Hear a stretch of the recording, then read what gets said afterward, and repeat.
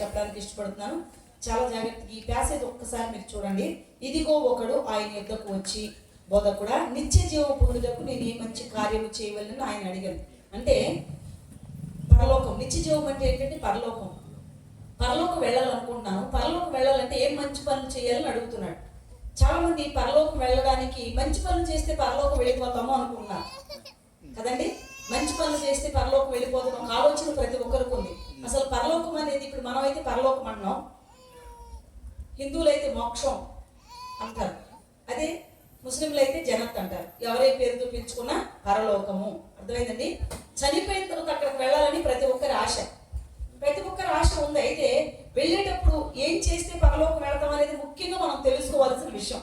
పరలోకం అంటే ఏంటంటే మీరు అనుకున్నట్లుగా పరలోకం అంటే మీరు ఊహించుకుంది కాదు. పరలోకం అంటే అరగంట ఉండేదో, గంట ఉండేదో, 24 గంటలు ఉండేది కాదు. నిత్య జీవము, ఎటర్నల్ లైఫ్. అది పొందుకోవాలంటే కొన్ని పాటించాలి, ఖచ్చితంగా పాటించాలి. ఈ రాత్రికాల సమయంలో వచ్చి అడుగుతుంది ఎవరో ముందుగా మనం జ్ఞాపకం చేసుకుందాం. వచ్చి అడుగుతున్న వ్యక్తి ఎవరు? యేసు ప్రభువుని అడుగుతున్న వ్యక్తి. అంటే ఇక్కడ ఉన్న ప్యాసేజీలోంచి కొన్ని మాటలు మీకు చూపించడానికి నేను ఇష్టపడుతున్నాను. అదే అధ్యాయంలో 19వ అధ్యాయంలో వచ్చిన వారు ఎవరు అని ఆలోచన చేస్తే 22వ వచనం. అయితే ఆ యవ్వనుడు, మొట్టమొదటి మాట మీరు గుర్తు చేసుకోండి, వచ్చింది ఎవరంటండి? యేసు ప్రభు దగ్గరకు వచ్చి నేను పరలోకం వెళ్ళాలనుకుంటున్నాను, ఏం మంచి పనులు చేయమంటావు అని అడగడానికి వచ్చింది ముసలివాడు కాదు, యవనస్తుడు.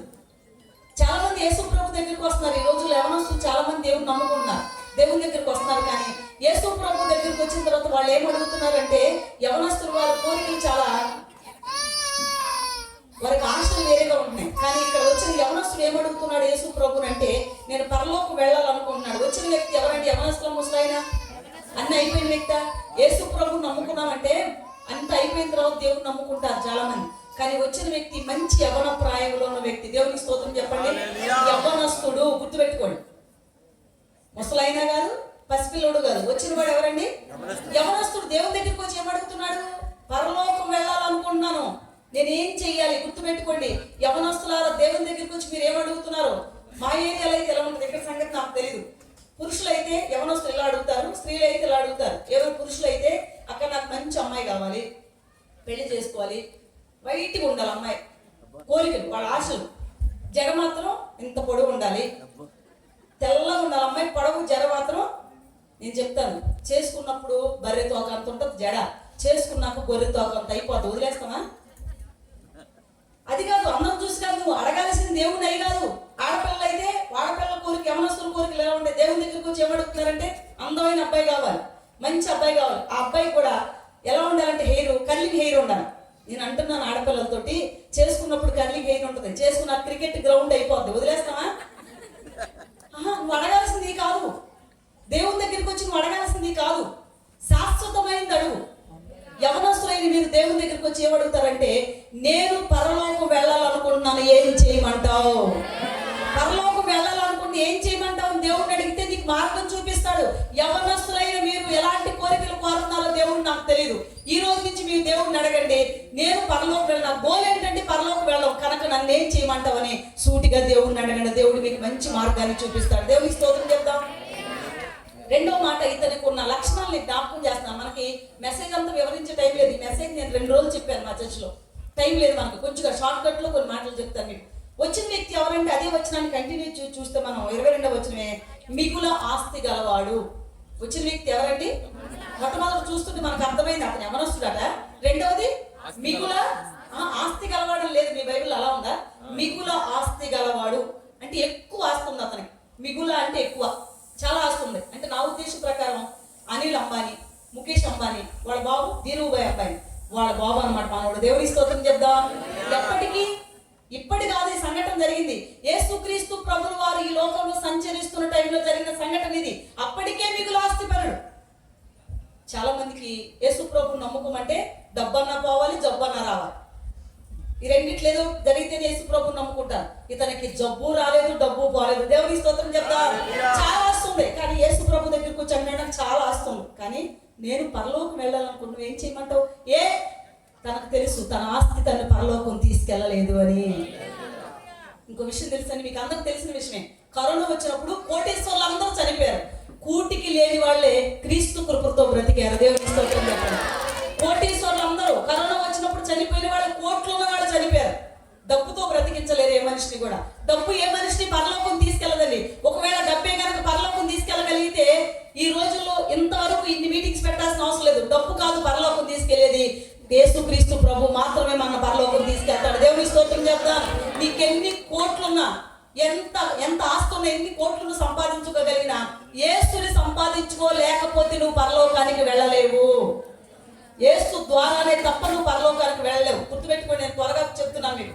వచ్చిన వ్యక్తి ఎవరండి? యవనస్తుడు. రెండవ మాట మనం చూస్తుంటే మిగులు ఆస్తిగా తెలిసింది అతని ఆస్తి తన పరలోకానికి తీసుకెళ్ళదని. యేసు ప్రభు ద్వారా పరలోకానికి వెళ్ళాలన్న ఆలోచనతో ఆయన దగ్గరికి వచ్చారు. ఇంకొక మాట అతని గురించి మనం వేరే ప్యాసేజ్ లో ఇంకొక భాగాన్ని మనం చూడండి ఒకసారి. పరిశుద్ధ బైబిల్ గ్రంథం నుంచి ఒక మాట మనం లూకాసు వార్తలోకి రండి ఒకసారి. లూకాసు వార్త 18వ అధ్యాయము 18వ వచనం చూడతారు ఒకసారి.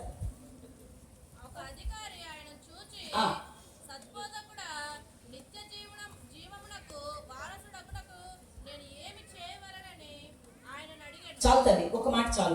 ఒక అధికారి, ఇక్కడ ఉన్న మాట ఏమని రాస్తుందంటే అధికారి. ఇతని గురించి మత్తయి శుభవార్తలు రాసిన అతని గురించి ఇక్కడ రాస్తున్నారు. మత్తయి గారు ఏమని చెప్పారంటే, వచ్చినవాడు ఒక యవనస్తుడు, వచ్చినవాడు బాగా ఆస్తి గలవాడు, యేసు ప్రభువుని పరలోకి వెళ్ళాలని అడుగుతున్న వ్యక్తి ఎవరు అంటే యవనస్తుడు, మీరు ఆస్తి గలవాడు అని ఆయన చెప్పారు. ఇప్పుడు లోకా గారు చెప్తున్నారు వచ్చిన వ్యక్తి అధికారి అని చెప్తున్నారు. చూడండి, అధికారి అంటే ఆఫీసర్ అమ్మా, ఆఫీసర్. గుర్తుపెట్టుకోండి, అతను అప్పటికే ఆఫీసర్. నిన్ను నమ్ముకుంటే ఉద్యోగం వస్తుందని చెప్పారు ప్రభు, అందుకే నిన్ను నమ్ముకుంటే ఉద్యోగం వస్తుందని దగ్గరకు వచ్చానని చెప్పడం లేదు. అతను అప్పటికే ఆఫీసర్. దేవుని స్తోత్రం చెప్తా. నేను మంచి పదవిలో ఉన్నాను, మంచి ఉద్యోగస్తుడిని, కానీ నా కింద చాలా మంది పనిచేస్తున్నారు, కానీ నేను నీ అధికారానికి లోబడుతున్నాను. ఇక్కడ భూలోకంలో నా కింద చాలా మంది పనిచేస్తున్నారు, కానీ పరలోకం వెళ్ళాలంటే నీ అధికారంతోనే నేను పరలోకం వెళ్ళగలను. దేవుని స్తోత్రం చెప్తా. నేను ఇక్కడ అధికారిని, నేను భూలోక అధికారిని, కానీ నీవు పరలోక అధికారివి. దేవుని స్తోత్రం చెప్పండి. ఆయన బైబిల్ ఆయన గురించి ఒక మాట మీరు చదవక్కర్లేదు, మన సందర్భం అది కాదు కనుక గుర్తు చేస్తున్నాను. ఆయన సర్వాధికారి. ఎవరు సర్వాధికారి? దేవుడు సర్వాధికారి. భూలోకంలో పరలోకంలో కూడా సర్వాధికారములు కలిగిన దేవుడు ఆయన. నువ్వు సర్వాధికారి, అందుకే నీ అధికారానికి లోబడుతున్నాను. నేను ఆఫీసర్ని ఆల్రెడీ, కానీ నేను పరలోకం వెళ్ళాలనుకున్నాను. ఏం చేయాలని అడుగుతున్నాడు. గుర్తుపెట్టుకోండి. ఇప్పుడు మిమ్మల్ని ఒక మాట అడుగుతాను. ఆఫీసర్ అంటే 10th చదివిన వాళ్ళకి ఉద్యోగం ఇస్తారా? 10th ఎబోనా?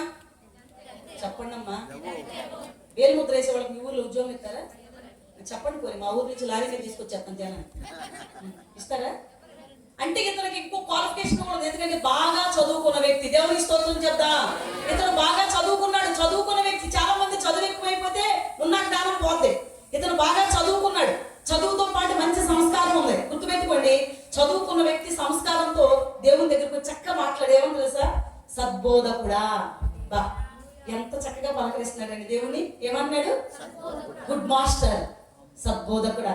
చాలా మంది అండి రోడ్లు కంటే ఇక్కడ సంఘటనలు నాకు తెలియదు, మా ఊర్లో సంఘటన చెప్తున్నా. పాస్టర్ గారు కానీ పాస్టర్మ్మ గారు కానీ రోడ్డు అమ్మకి వెళ్తున్నాను అనుకో, ఇట్లా అంటారు, ఇదేంటి ఇలా చెప్పాలి, వందనాలు అయ్యగారు, లేకపోతే వందనాలు అమ్మగారు, అలా అనొద్దు. సద్బోధకుడా, గుడ్ మాస్టర్, నేను పరలోకం వెళ్ళాలనుకుంటున్నా, నువ్వు మంచి బోధకుడివి, నీ బోధ వల్లే నాకు పరలోకం దొరుకుద్ది, తను చెప్పు, మార్గం చూపించు, నేను పరలోకం వెళ్ళ, ఏ మంచి పనులు చేస్తే పరలోకం వెళ్తాను. దేవుని స్తోత్రం చెప్పండి. గుర్తు చేయండి, ఇతర మాటలు జ్ఞాపకం చేస్తాం, త్వరగా టైం లేదు మనకి. యవనస్తుడు, మిగుల ఆస్తి గలవాడు, 3వది చూస్తుంటే అధికారి, 4వది చూస్తుంటే బాగా చదువుకున్న వ్యక్తి. 5వ మాట నేను చూపిస్తాను చూడండి త్వరగా. మార్క్స్ వార్తలోకి రండి. ఇతని గురించి మార్క్స్ వార్తలో ఒక మాట, 10వ అధ్యాయం చూడండి ఒకసారి. మార్క్స్ వార్త 17వ వచనం నేను చదువుతున్నాను త్వరగా. ఆయన బయలుదేరి మార్గమును పోవుచుండగా ఒకడు పరిగెత్తుకుని వచ్చి ఆయన ఎదుట మోకాళ్ళుని, సద్బోధకుడా, నిత్య జీవమునకు వారసునకు నేనేమి చేయదని ఆయన అడిగాను. దేవుని స్తోత్రం చెప్పండి. ఇక్కడ మార్కు గారు రాస్తూ అంటున్నాడు, వచ్చిన వ్యక్తి మామూలుగా రాలేదు, పరిగెత్తుకుని వచ్చాడు అంటున్నాడు. ఇప్పుడు చెప్పండి నాకు ఒక మాట, రెల్లి వీధిలో ఉన్న వాళ్ళందరూ ఆరోగ్యవంతులు పరిగెత్తుతారా, అనారోగ్యవంతులు పరిగెత్తుతారా? చెప్పండి అమ్మా. ఆరోగ్యవంతులు. అతను పరిగెత్తుకుని వచ్చాడంట. యేసు ప్రభు దగ్గరికి వచ్చినప్పుడు స్లోగా రాలేదు. ఇప్పుడు ఫాస్ట్ గా నడిచేవాడు హెల్దీగా ఉన్నట్టు, ఉసూరు మాట నడిచేవాడు ఏదో తనకి నీరసంగా ప్రాబ్లం ఉన్నట్టు, ఇతను పరిగెత్తుకుని వచ్చాడంట. అంటే ఇతను మంచి ఆరోగ్యవంతుడు. దేవుని స్తోత్రం చెప్పండి. పరుగెత్తుకుని వచ్చాడు. ప్రభువా నాకేం అనారోగ్యం లేదు, నాకేం ప్రాబ్లం లేదు, నీ దగ్గరికి వస్తే నువ్వు ముట్టుకుంటే చాలు, నీ వస్త్రపు చెంగు తాకితే చాలు బాగుపడతానని చెప్పారు. నాకు జబ్బు ఉంది అందుకే నువ్వు బాగు చేస్తావని వచ్చానని చెప్పట్లేదు. ఇతను అప్పటికే మంచి ఆరోగ్యం గలవాడు. దేవుని స్తోత్రం చెప్తా. అతనికి తెలుసు ఎంత మంచి ఆరోగ్యం ఉన్నా ఏదో ఒక రోజు నేను చనిపోవాలి. ఎంత మంచి ఆరోగ్యవంతుడైన ఏదో ఒక రోజు ప్రాణాన్ని విడిచిపెట్టాలి. ప్రపంచంలో ఏ మనిషికి తెలియని ఒక విషయం చెప్తాను కదండి అమ్మా, ఎవరికి తెలియదు, నీకు కానీ నాకు కానీ ప్రపంచంలో ఎవరికి తెలియదు ఈ విషయం. ఎప్పుడు చనిపోతాం చెప్పండి? తెలియదు అంటే తెలుసానండి. ఎప్పుడు చనిపోతాం, ఎక్కడ చనిపోతాం, ఎలా చనిపోతాం, ఎందుకు చనిపోతాం తెలియదు. సీక్రెట్. దేవుడు సీక్రెట్ గా పెట్టేశాడు. ఎప్పుడు చనిపోతాం తెలీదు, ఎక్కడ చనిపోతాం, కాకినాడలో గుడివాళ్ళలో తెలీదు, ఎలా చనిపోతాం, యాక్సిడెంటా హార్ట్ అటాకా తెలీదు, ఎందుకు చనిపోతాం తెలీదు. పుట్టాడు కనుక పెంచుతాడు, పెంచుతున్నాడు కనుక చంపుతాడు. దేవుని స్తోత్రం చెప్తాం. అది టైం టేబుల్, దేవుని టైం టేబుల్ అది. ఇతనికి తెలుసు నేను ఎంత ఆరోగ్యంగా ఉన్నా ఏదో ఒక రోజు ఈ లోకాన్ని విడిచిపెట్టి వెళ్ళాలి. ఎక్కడ పుట్టినా, ఏ దేశంలో పుట్టినా, ఏ రాష్ట్రంలో పుట్టినా, ఏ జిల్లాలో పుట్టినా ఏదో ఒక రోజు నువ్వు చనిపోవాలి. చనిపోవాలి. పైకన్నా పోవాలి, కిందకన్నా పోవాలి. పైకి పోతే పరలోకం, కిందకు పోతే పాతాళం. కిందకొద్దు, పైకే పోవాలి. దేవుని స్తోత్రం చెప్తాం. ఇతను మంచి ఆరోగ్యవంతుడు. లాస్ట్ మాట, ఇంకొక మాట చదివి కొంచెం నేను ఎక్స్ప్లెయిన్ చేస్తాను దాన్ని. మత్తయి సువార్త 19వ అధ్యాయానికి రండి ఒకసారి. స్టార్టింగ్ కూడా ఒకసారి చదువుకున్నాం. మత్తయి సువార్త 19వ అధ్యాయం స్టార్టింగ్ లో ఒక మాట ఉంది. యేసు ఈ మాటలు చెప్పి చాలించిన తరువాత గలిలయ నుండి యోర్దాను అద్దరినున్న యూదయ ప్రాంతములకు వచ్చినంటే, ఇప్పుడు మనం చదువుకుంటున్న ఈ ప్యాసేజ్ లో ఉన్న మాటలు, ఈ సందర్భం ఎక్కడ జరిగింది ఈ సంఘటన అంటే యూదయ ప్రాంతంలో జరిగిందని గుర్తుపెట్టుకోండి. ఈ సంఘటన, ఇప్పుడు జరుగుతున్న సంఘటన అంతా ఎక్కడ జరిగిందండి? యూదయ ప్రాంతంలో జరిగింది. ఇప్పుడు నాకు చెప్పండి ఒక మాట, నేను అడుగుతున్నాను. యూదయ ప్రాంతంలో ఎవరుంటారు? అదేంటమ్మా ఇండియాలో ఎవరుంటారు? ఇండియన్స్. అదే అంత ఆలోచిస్తున్నారండి కాకినాడ వాళ్ళు. ఇండియాలో ఎవరుంటారు తల్లి? పాకిస్తాన్ లో, అమెరికాలో, యూదయాలో యూదులు ఉంటారు. సింపుల్ కదా, రాజకీయం లేదు దీనికి. అర్థమవుతుంది మీకు? ఈ సంఘటన యూదయ ప్రాంతంలో, అంటే మనం మాట్లాడుకున్న యవనస్తుల సంఘటన యూదయ ప్రాంతంలో జరిగిందంటే అతని గురించి ఒక మాటలో చెప్పాలంటే ఇతను యూదుడు. యూదయ సంఘటన ఎందుకు జరిగిందంటే ఇంత ఖచ్చితంగా మీరు ఎలా చెప్పగలరంటే, యూదయ ప్రాంతంలో ఒక విషయం జరుగుతుంది. అక్కడ ఏంటంటే, ఎవరైనా ఒకవేళ మీరు ఇంటికి వెళ్ళి నిదానంగా బైబిల్ చదువుకోండి. యూదులకి ఆ ప్రాంతంలో యూదులకు తప్ప వేరే వాళ్ళకి అక్కడ ఉద్యోగాలు ఇవ్వరండి. ఎందుకు ఎవరో తెలుసా? ఇప్పుడు ఎంఆర్ ఆఫీస్కి వెళ్ళి మనం ఎంఆర్ ఆఫీస్కి వెళ్ళి మనకి రేషన్ కార్డు, ఏదైనా ఆధార్ కార్డు కావాలనుకోండి, మనకు వాళ్ళని అడగడానికి వెళ్ళినప్పుడు వాళ్ళకి అప్లికేషన్ పెట్టుకుని ముందు సార్ నమస్తే సార్ అన్నారు. ఫస్ట్ మనం ఏమన్నా అవతల వ్యక్తితో ఎంఆర్ సార్ నమస్తే సార్ చెప్పమ్మా, నాకు పలానా కావాలి, రేషన్ కార్డు లేకపోతే ఆధార్ కార్డు కావాలి, కొంచెం ఇప్పించండి అని అడగాలి. అంటే అడిగే ముందు మనం ఏం చేయాలి? వాళ్ళకి యూదులు నమస్కారం చేయరు ఎవరికి, దేవుడికి తప్ప. మీరు ఇంటికి వెళ్ళి నిదానంగా చదువుకో, దానియేలు గ్రంథంలో ఉంటుంది. నేను యూదుడను కనుక ఆ పని చేయదాలని అంటాడు మొద్దుకే అంటాడు ఎస్తేరు గ్రంథంలో, నేను యూదుడను కనుక ఆ పని చేయదాను. ఏ పని చేయవు నువ్వు? వంగను, నమస్కారం పెట్టను. నువ్వు ఎందుకు పెట్టవు? నేను యూదుడు, దేవునికి తప్ప ఎవరికి నమస్కారం చేయను నేను. దేవుని స్తోత్రం చెప్తా. యూదులు చాలా పౌరుషం కలిగిన వాడు, యూదులు బాగా పౌరుషం కలిగిన వాడు. దేవునికి తప్ప నమస్కారం పెట్టరు, దేవుని తప్ప ఎవరిని ఆరాధించరు. దేవుని స్తోత్రం చెప్తా. అతను మంచి కులంలో పుట్టాడు. దేవుని స్తోత్రం చెప్పండి. చాలా మంది ఏంటంటే మంచి కులంలో పుడితే చాలా గర్వం, మాది ఏ కులమో తెలుసా అంటారు. నీ కులం నిన్ను పరలోకానికి తీసుకెళ్ళదు అమ్మా, నీ కులం నిన్ను పరలోకానికి తీసుకెళ్తావు. ఎవరికైనా హార్ట్ అటాక్ వచ్చింది అనుకోండి, హార్ట్ అటాక్ వస్తే, సడన్ గా హార్ట్ అటాక్ వస్తే, రే మా ఊర్లో ఈ కాకినాడలో మా కులం వాళ్ళు ఎవరు ఉన్నారు చూడరా, వాడి దగ్గరికి తీసుకెళ్ళండిరా అంటారా? చెప్పండి అమ్మా. మంచి డాక్టర్ ఎవరు ఉన్నారో వాడి దగ్గర తీసుకెళ్ళండిరా ఫస్ట్ అంటారు. దేవుని స్తోత్రం చెప్తా. బైబిల్ చెప్తుంది ఆయన మంచి దేవుడు. దేవుని స్తోత్రం చెప్పండి. మంచి దేవుడు. కులం నిన్ను పరలోకానికి తీసుకెళ్ళదు. నీ కులం నిన్ను ఎప్పటికీ కూడా పరలోకానికి తీసుకెళ్ళదు. నిన్ను పరలోకానికి తీసుకెళ్ళగలిగిన వాడు దేవుడు మాత్రమే. అతని గురించి లాస్ట్ ఒక మాట చెప్పి కొంచెం ముందుకు మిమ్మల్ని తీసుకెళ్తాను. ఇప్పుడు యూదులకు ఒక మంచి అలవాటు ఉందండి. అంటే మీకు బైబిల్ నిదానంగా చదువుకుంటే అర్థమవుద్ది. యూదులు వాళ్ళ పిల్లలకి చిన్నప్పటి నుంచి ధర్మశాస్త్రాన్ని అవకాశం పట్టేస్తారు. ఎలాగో తెలుసా? ఆది కాండం నుంచి, ఆది కాండం, నిర్గమకాండం, లేవీకాండం, సంఖ్యాకాండం, ద్వితీయోపదేశకాండం, 5 కాండాలు కలిపి పంచకాండాలు అంటారు. ఇవి పిల్లలకి ఉగ్గు పాలతో సహా నేర్పించేస్తారు. ఉగ్గు పాలు పోసినట్టు ఈ ధర్మశాస్త్రాన్ని వాళ్ళకి నేర్పించేస్తారు.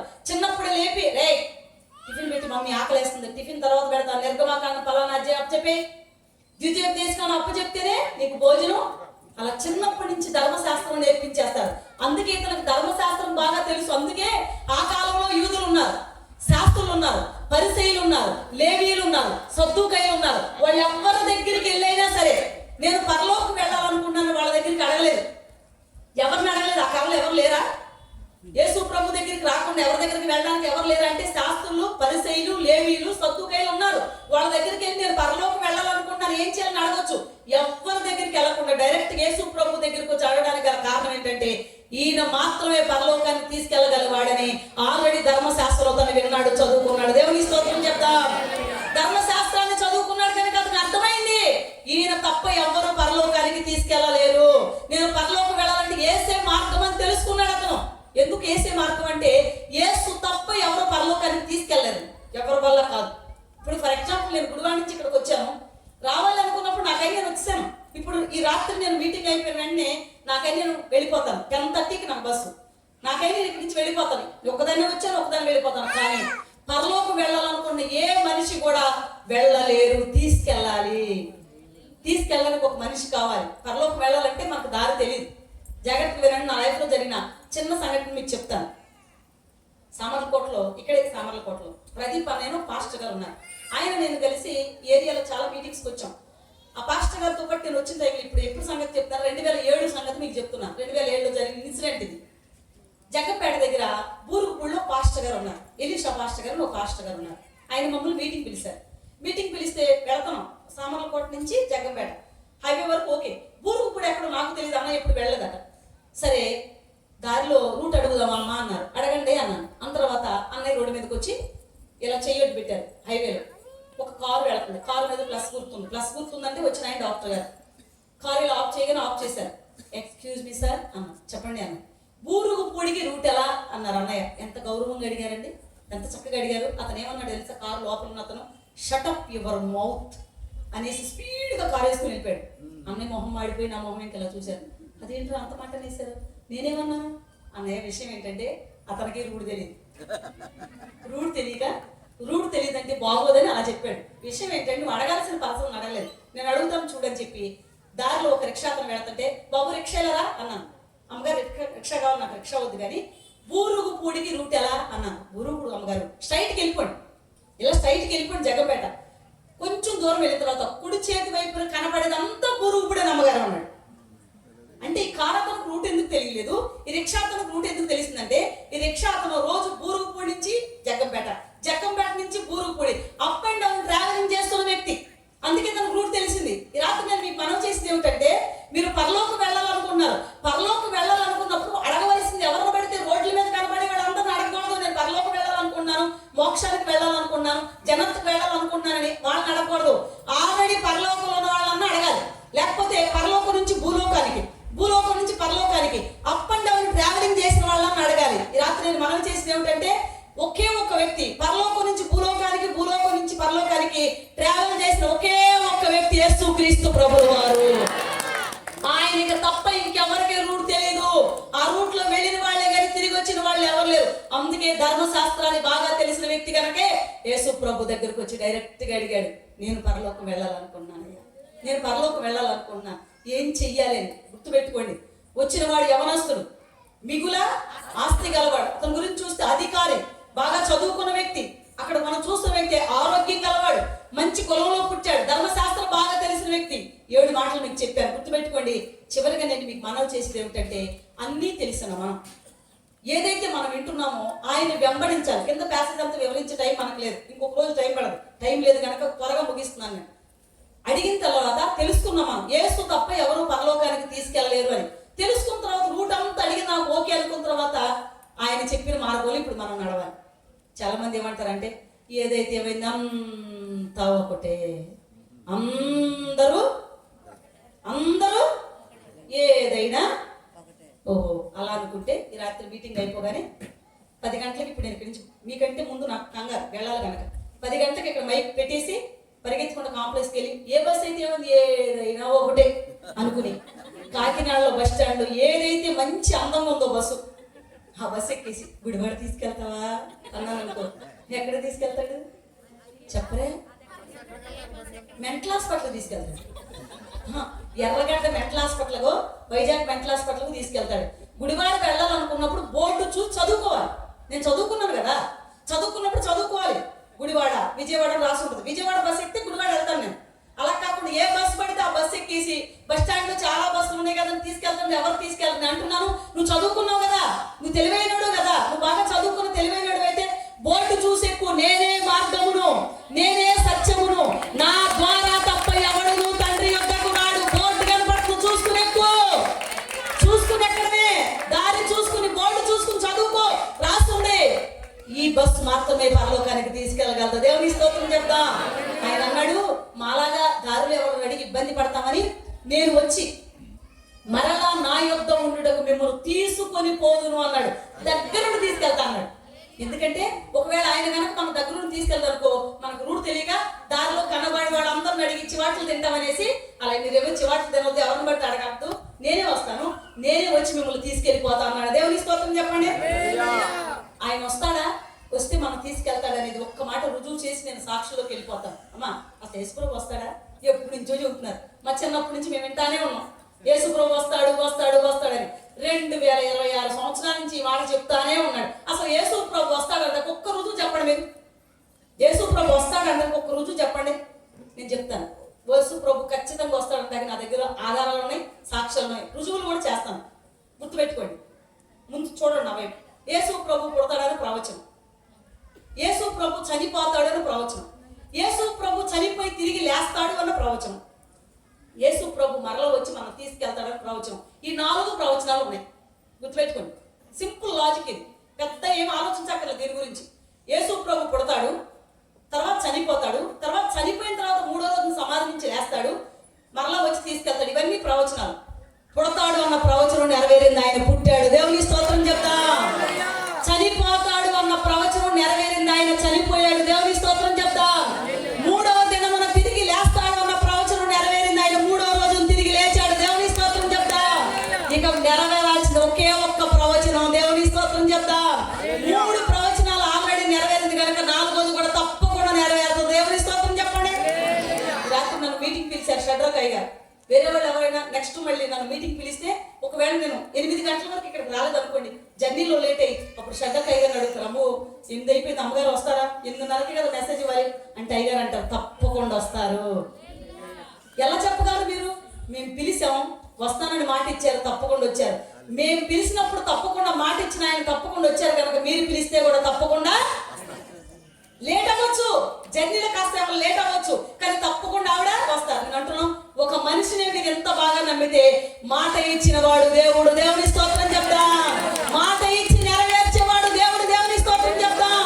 వస్తాడు వస్తాడు వస్తాడు, వచ్చి మనం తీసుకెళ్ళిపోతాడు. దేవుని స్తోత్రం చెప్పండి. త్వరలో వస్తున్నాడు, త్వరలో వస్తున్నాడు. ప్రేమరాజు యేసు ప్రభు మళ్ళీ వస్తాడు, తన ప్రియమైన పెళ్లి సంఘమును తీసుకుపోతాడు. ప్రేమరాజు యేసు ప్రభు మళ్ళీ వస్తాడు, తన ప్రియమైన పెళ్లి సంఘమును తీసుకుపోతాడు.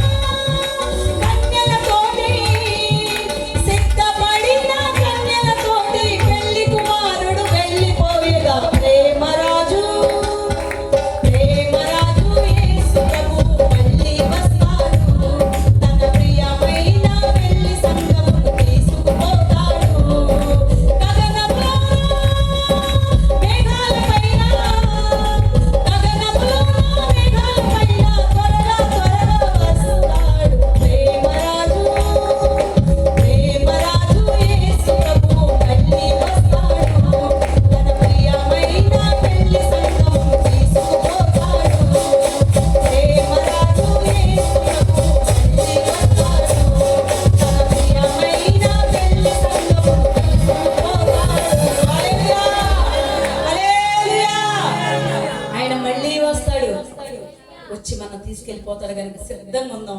Get ready. Are you ready? Yes, ready. దేవుని స్తోత్రం చెప్తాం.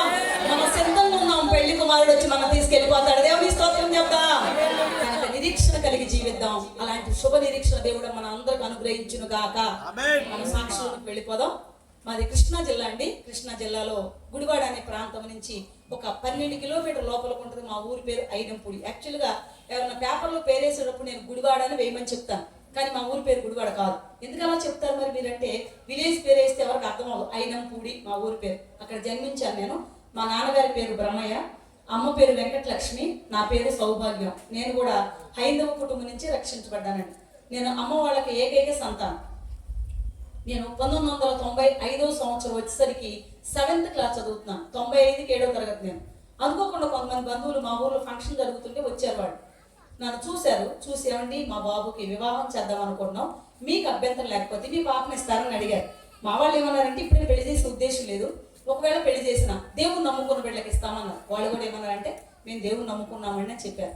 సరే, పెళ్ళి అనే పదానికి కూడా అర్థం తెలియదు. నేను చదువుతున్నానని చెప్పాను మీకు. 7th క్లాస్ పూర్తిగా చదవలేదు నేను. ఇక మధ్యలో ఆఫ్ చేశారు. మధ్యలో ఆఫ్ చేసి వివాహం జరిగించారు. పెళ్ళైపోయింది. ముదినేపల్లి మండలంలో ఉన్న గురజా అనే ప్రాంతానికి పావులూరి రామచంద్రరావు గారికి పెద్ద కోడలుగా, వారి పెద్ద కుమారుడు సూర్యప్రకాష్ రావు గారికి భార్యగా ఆ గ్రామంలో అడుగు పెట్టాను. 2-3 నెలలు గడిచిపోయిన తర్వాత మా అత్తగారితో మామయ్య గారితో చర్చికి వెళ్తానండి అని అడిగాను. వాళ్ళు ఏమన్నారంటే, అమ్మ మేము కూడా చర్చికి వెళ్తాం, జనవరి 1కి క్రిస్మస్కి చర్చికి వెళ్తాం, అప్పుడు తీసుకెళ్తాం అన్నారు. నాకు భయం వేసింది. అదేంటి పండగ చర్చికి వెళ్ళడం ఏంటి? మీరు నామకార్థ క్రైస్తవులా? ప్రభు నన్ను తీసుకొచ్చి ఎలాంటి ప్లేస్లో పెట్టేవండి ప్రభు. నేను ఏడుస్తున్నప్పుడు అమ్మ చెప్పిన మాట నాకు జ్ఞాపకం వచ్చినండి. అత్తగారింటికి పంపించేటప్పుడు అమ్మ నాకు కొన్ని మంచి మాటలు చెప్పి పంపించింది. ఏమని చెప్పిందంటే, అమ్మ నువ్వు అత్తగారింటికి వెళ్తున్నావు, అత్తయ్య మాట మావయ్య మాట వినాలి.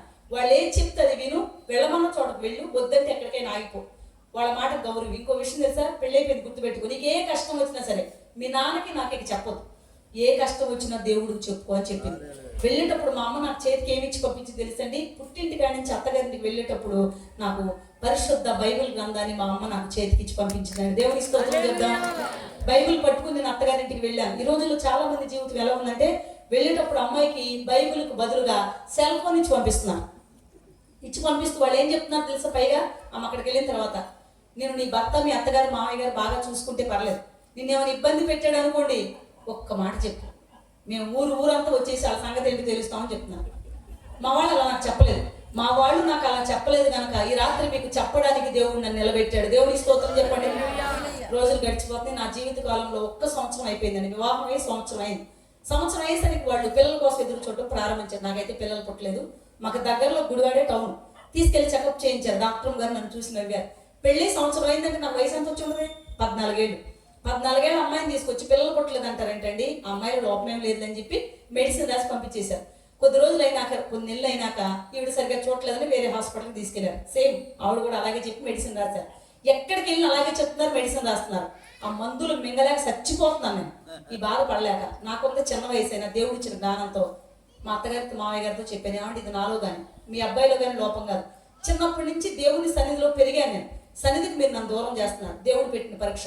చర్చికి వెళ్దాం, తప్పకుండా ఫలితం కలుగుతుందని చెప్పాను. వాళ్ళకి చర్చ అన్న దేవుడు అని ఇష్టం లేదండి, కానీ పిల్లలంటే మాత్రం ఇష్టం. వాళ్ళు ఏమన్నారంటే, చర్చికి వెళ్తే దేవుడు నీకు పిల్లల్ని ఇస్తాడా అన్న. ఇస్తాడండి, అయితే వెళ్ళు అన్నారు. మా ఇంటి ముందే ఉందండి చర్చి. వెళ్ళి కూర్చుని వాక్యం విన్నాం. మీరు వచ్చి కూర్చున్నట్టే నేను వెళ్ళి కూర్చున్నాను.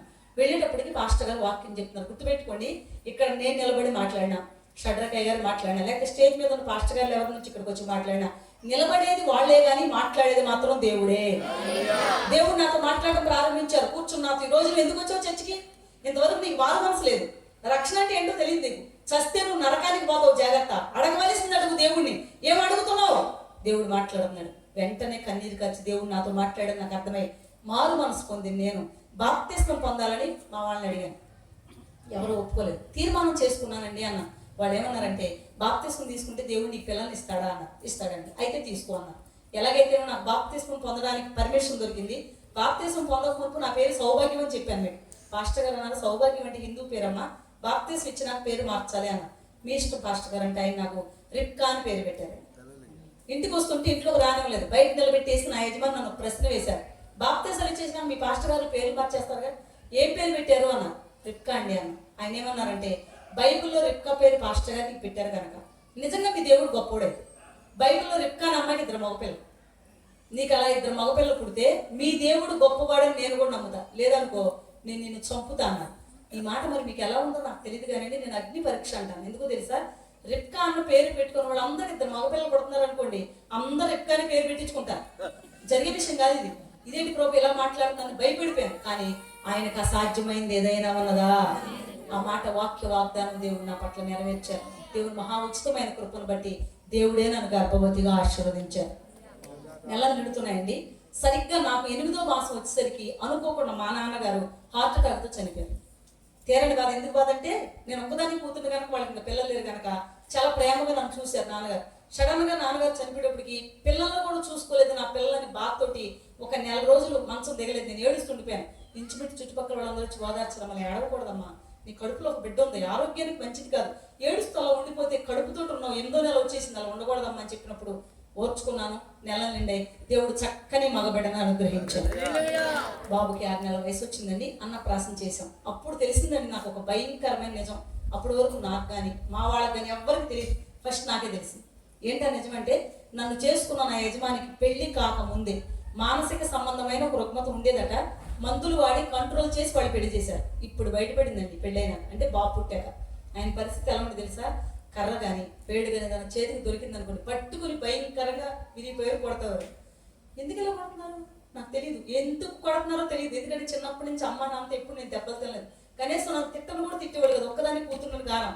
ఎప్పుడైతే ఆయన కొడుతుంటే భయం వేసుకుని పారిపోతుంటే మా అత్తయ్య గారు చిన్నత్త గారు తీసుకొచ్చి నన్ను కూర్చోబెట్టి కొన్ని విషయాలు నాకు చెప్పారమ్మా, నువ్వు భయపడకుండా ఉంటానంటే కొన్ని మాటలు చెప్తాం. పెళ్లిగా మనకోసారి ఇలా వచ్చింది, ఎన్ని మందులు వాడినా కంట్రోల్ అవ్వలేదు, ఇలాంటివన్నీ తగ్గిపోవాలంటే పెళ్లి చేస్తే తగ్గిపోద్దని చెప్పారమ్మా. అమ్మా ముందే చెప్తే ఎవరు చేసుకోరు కదా, అందుకు ముందు చెప్పలేదు. మమ్మల్ని క్షమించి తల్లిని దండ పెడుతున్నారు, క్షమించు మన్నించని వాళ్ళు బాగానే మాట్లాడుతున్నారు. కానీ ఆ బాధ అనుభవించి నాకు తెలిసింది ఆ బాధ ఏంటో. మొదట్లో ఆయన కొడుతుంటే నేను కంగారు పడి పారిపోయాను. కానీ రోజులు గడిచిన కొలది, వారాలు నెలలు సంవత్సరాలు గడిచిన కొలది దెబ్బలకు అలవాటు పడిపోయాను. అదొక టైం టేబుల్ నా జీవితంలో. ఈ విషయం కనుక మా అమ్మకు తెలిసింది అనుకోండి, అసలే నాన్న చనిపోయిన బాధలో అమ్మ ఉంది, నా అల్లుడికి మెంటల్ అంతా అని తెలిస్తే అమ్మ బతుకుద్దా, అమ్మకు చెప్పొద్దు అనేసి రహస్యంగా నా జీవితాన్ని గడుపుతున్నాను. మీకు ముందే చెప్పానంటే నా పుట్టింట్లో అన్ని సౌకర్యాలతో పెరిగాను నేను చిన్నప్పటి నుంచి. ఇంట్లోకి బయటకు రావాల్సిన అవసరం లేదు, అలా పెరిగాను చిన్నప్పటి నుంచి నేను. కానీ మా అత్తగారి ఇంట్లో నా పెళ్ళేటప్పటికి గ్యాస్ స్టవ్ కూడా లేదు, వాళ్ళు పొలాల పొయ్యి మీద వంట చేసుకోవాలి. ఓ రోజు బయటకు వచ్చి పొయ్యి దగ్గర వంట చేసుకున్నాను, కొన్ని పేళ్ళు పక్కన పెట్టుకుని పొయ్యి దగ్గర వంట చేసుకున్నాను. ఈలోపు ఆయన వచ్చారు, ఒక పేడు తీసుకుని అక్కడే పట్టుకుని కొట్టడం ప్రారంభించారు. కొంతేమో చుట్టుపక్కల ఉన్న జనం నన్ను చూస్తున్నారు, నవ్వుతారని సిగ్గు. రెండోది ఏంటంటే దెబ్బలని చచ్చే భయం నాకు. ఎప్పుడైతే కొడుతున్నారు ఇంట్లోకి వెళ్ళిపోయాను. ఆయన కూడా లోపలికి వచ్చేసి తలుపు గడిపెట్టేసి ఎటు పారిపోవడానికి వీలు లేకుండా తలుపు కట్టంగా నిలబడి నన్ను కొడుతుంటే చాలాసేపు ఓర్చుకున్నాను నేను. కాసేపు తర్వాత ఆ దెబ్బలు ఓర్చుకోలేక నిలబడి నేను అలా వెలిగిల పడిపోయాను. ఎప్పుడైతే వెలిగిల పడిపోయానో ఆయన ఏమనుకున్నాను నాకు ఇప్పటికి అర్థం కాలేదు. కానీ కొడుతున్న పేరు తీసుకెళ్ళి పక్కన పారేశారు. మళ్ళీ వెనక్కి తిరిగి వచ్చి వెల్లికిలా పడిపోయిన నా కడుపు మీద 2 కాళ్ళు వేసి నిలబడి తొక్కడం ప్రారంభించారు. ఆయన పాదాలు కరెక్ట్గా నా గర్భసంచిలో ఫేస్ మీద పడ్డాయి. అంత బలమైన మనిషి, అంత బరువైన మనిషి నా కడుపు మీద నిలబడి తొక్కుతుంటే కడుపులో పోట్లు వచ్చేస్తున్నాయి. నాకు అరిసి అరిసి అరిసి కేకలు పెట్టినా కానీ కడుపు మీద తెగట్లేదు, కడుపు మీదే తొక్కుతున్నారు. చాలాసేపు అరిశాను నేను, ఏం జరిగిందో నాకు తెలియదు. కానీ కాసేపు తర్వాత నేను స్పృహ కోల్పోయాను. మళ్ళీ నేను కళ్ళు తెరిచి చూసేటప్పటికి నాకు డాక్టర్ గారు కనబడుతున్నారు. అంటే నన్ను హాస్పిటల్కి తీసుకొచ్చారనమాట. కళ్ళు తెరవగానే డాక్టర్ గారు నాతో మాట్లాడుతాను, అమ్మ నీకు పిల్లలు ఉన్నారా? ఉన్నాడండి, బాబండి అన్న. నువ్వు చాలా అదృష్టవంతురాలు అమ్మా అన్న. నేనెందుకు అదృష్టవంతురాలు సార్ అన్న. ఇంకా లైఫ్లో మీకు ఎలాగో పిల్లలు పుట్టే ఛాన్స్ లేదు కదమ్మా, ఒక బాబున్నాడు సంతోషం. అమ్మో నాకెందుకు పుట్టరు అన్న. నన్ను అడిగితే నేనేం చెప్తానమ్మా, లోపల గర్భసంచి అంతా పాడైపోయింది. కడుపు ఏంటమ్మా పైన అంత నల్లగా ఉంది, ఏదో బరువు పడింది కడుపు, అందుకే నల్లగా కమిలిపోయింది. ఏమైందో చెప్పు, నేను ట్రీట్మెంట్ చేస్తానన్న. ఎలా చెప్పాలి ఇప్పుడు నేను? మా ఆయన కడుపు మీద నిలబడి తొక్కాడని చెప్తే నవ్వరు, సిగ్గేసి నా మాట చెప్పడానికి తలదించుకున్నాను. చెప్పు ట్రీట్మెంట్ చేస్తాను చెప్పమ్మన్నారు. ఏదో ఒకటి చెప్పకపోతే డాక్టర్ గారు నన్ను వదిలిపెట్టేటట్లేరని, సార్ నా కడుపు మీద తిరగలబడింది సార్ అన్న.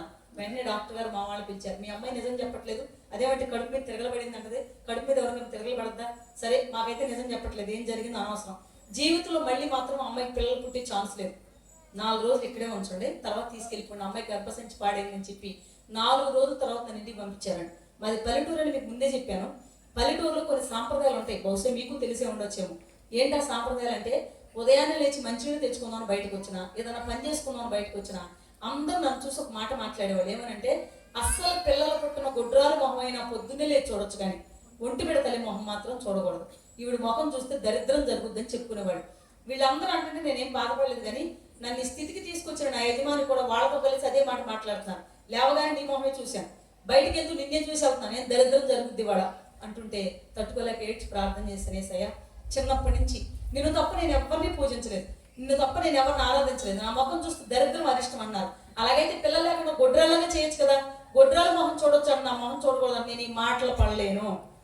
ఆయన ఒక్క మాట అడుగుతా, సమాధానం చెప్పు. చిన్నప్పటి నుంచి నిన్నే పూజించి నిన్నే ఆరాధించి నిన్నే పూజించాను కనుక ఒక్క మాట నాకు చెప్పు, ఏంటంటే నా గర్భాన్ని ఎందుకు మూసేసావు, నా గర్భాన్ని ఎందుకు మూసావు, నాతో మాట్లాడు, నాకు సమాధానం చెప్పని యేసు ప్రభుని అడుగుతూ ప్రార్థిస్తూ ఏడుస్తూ నేను ఆయన ప్రశ్నిస్తుంటే ఏసైని నన్ను ప్రశ్నించారు. యెషయా గ్రంథం 66వ అధ్యాయం 9వ వచనం ద్వారా దేవుడు నాతో మాట్లాడడం ప్రారంభించారని. ఏమనంటే, నేను ప్రసవ వేదన కలుగజేసి కనిపింపక మానేదనా అని యెహోవా అడుగుచున్నాడు, పుట్టించు వాడనైనా నేను గర్భమును మూసేదనా అని దేవుడు అడుగుతున్నాడు.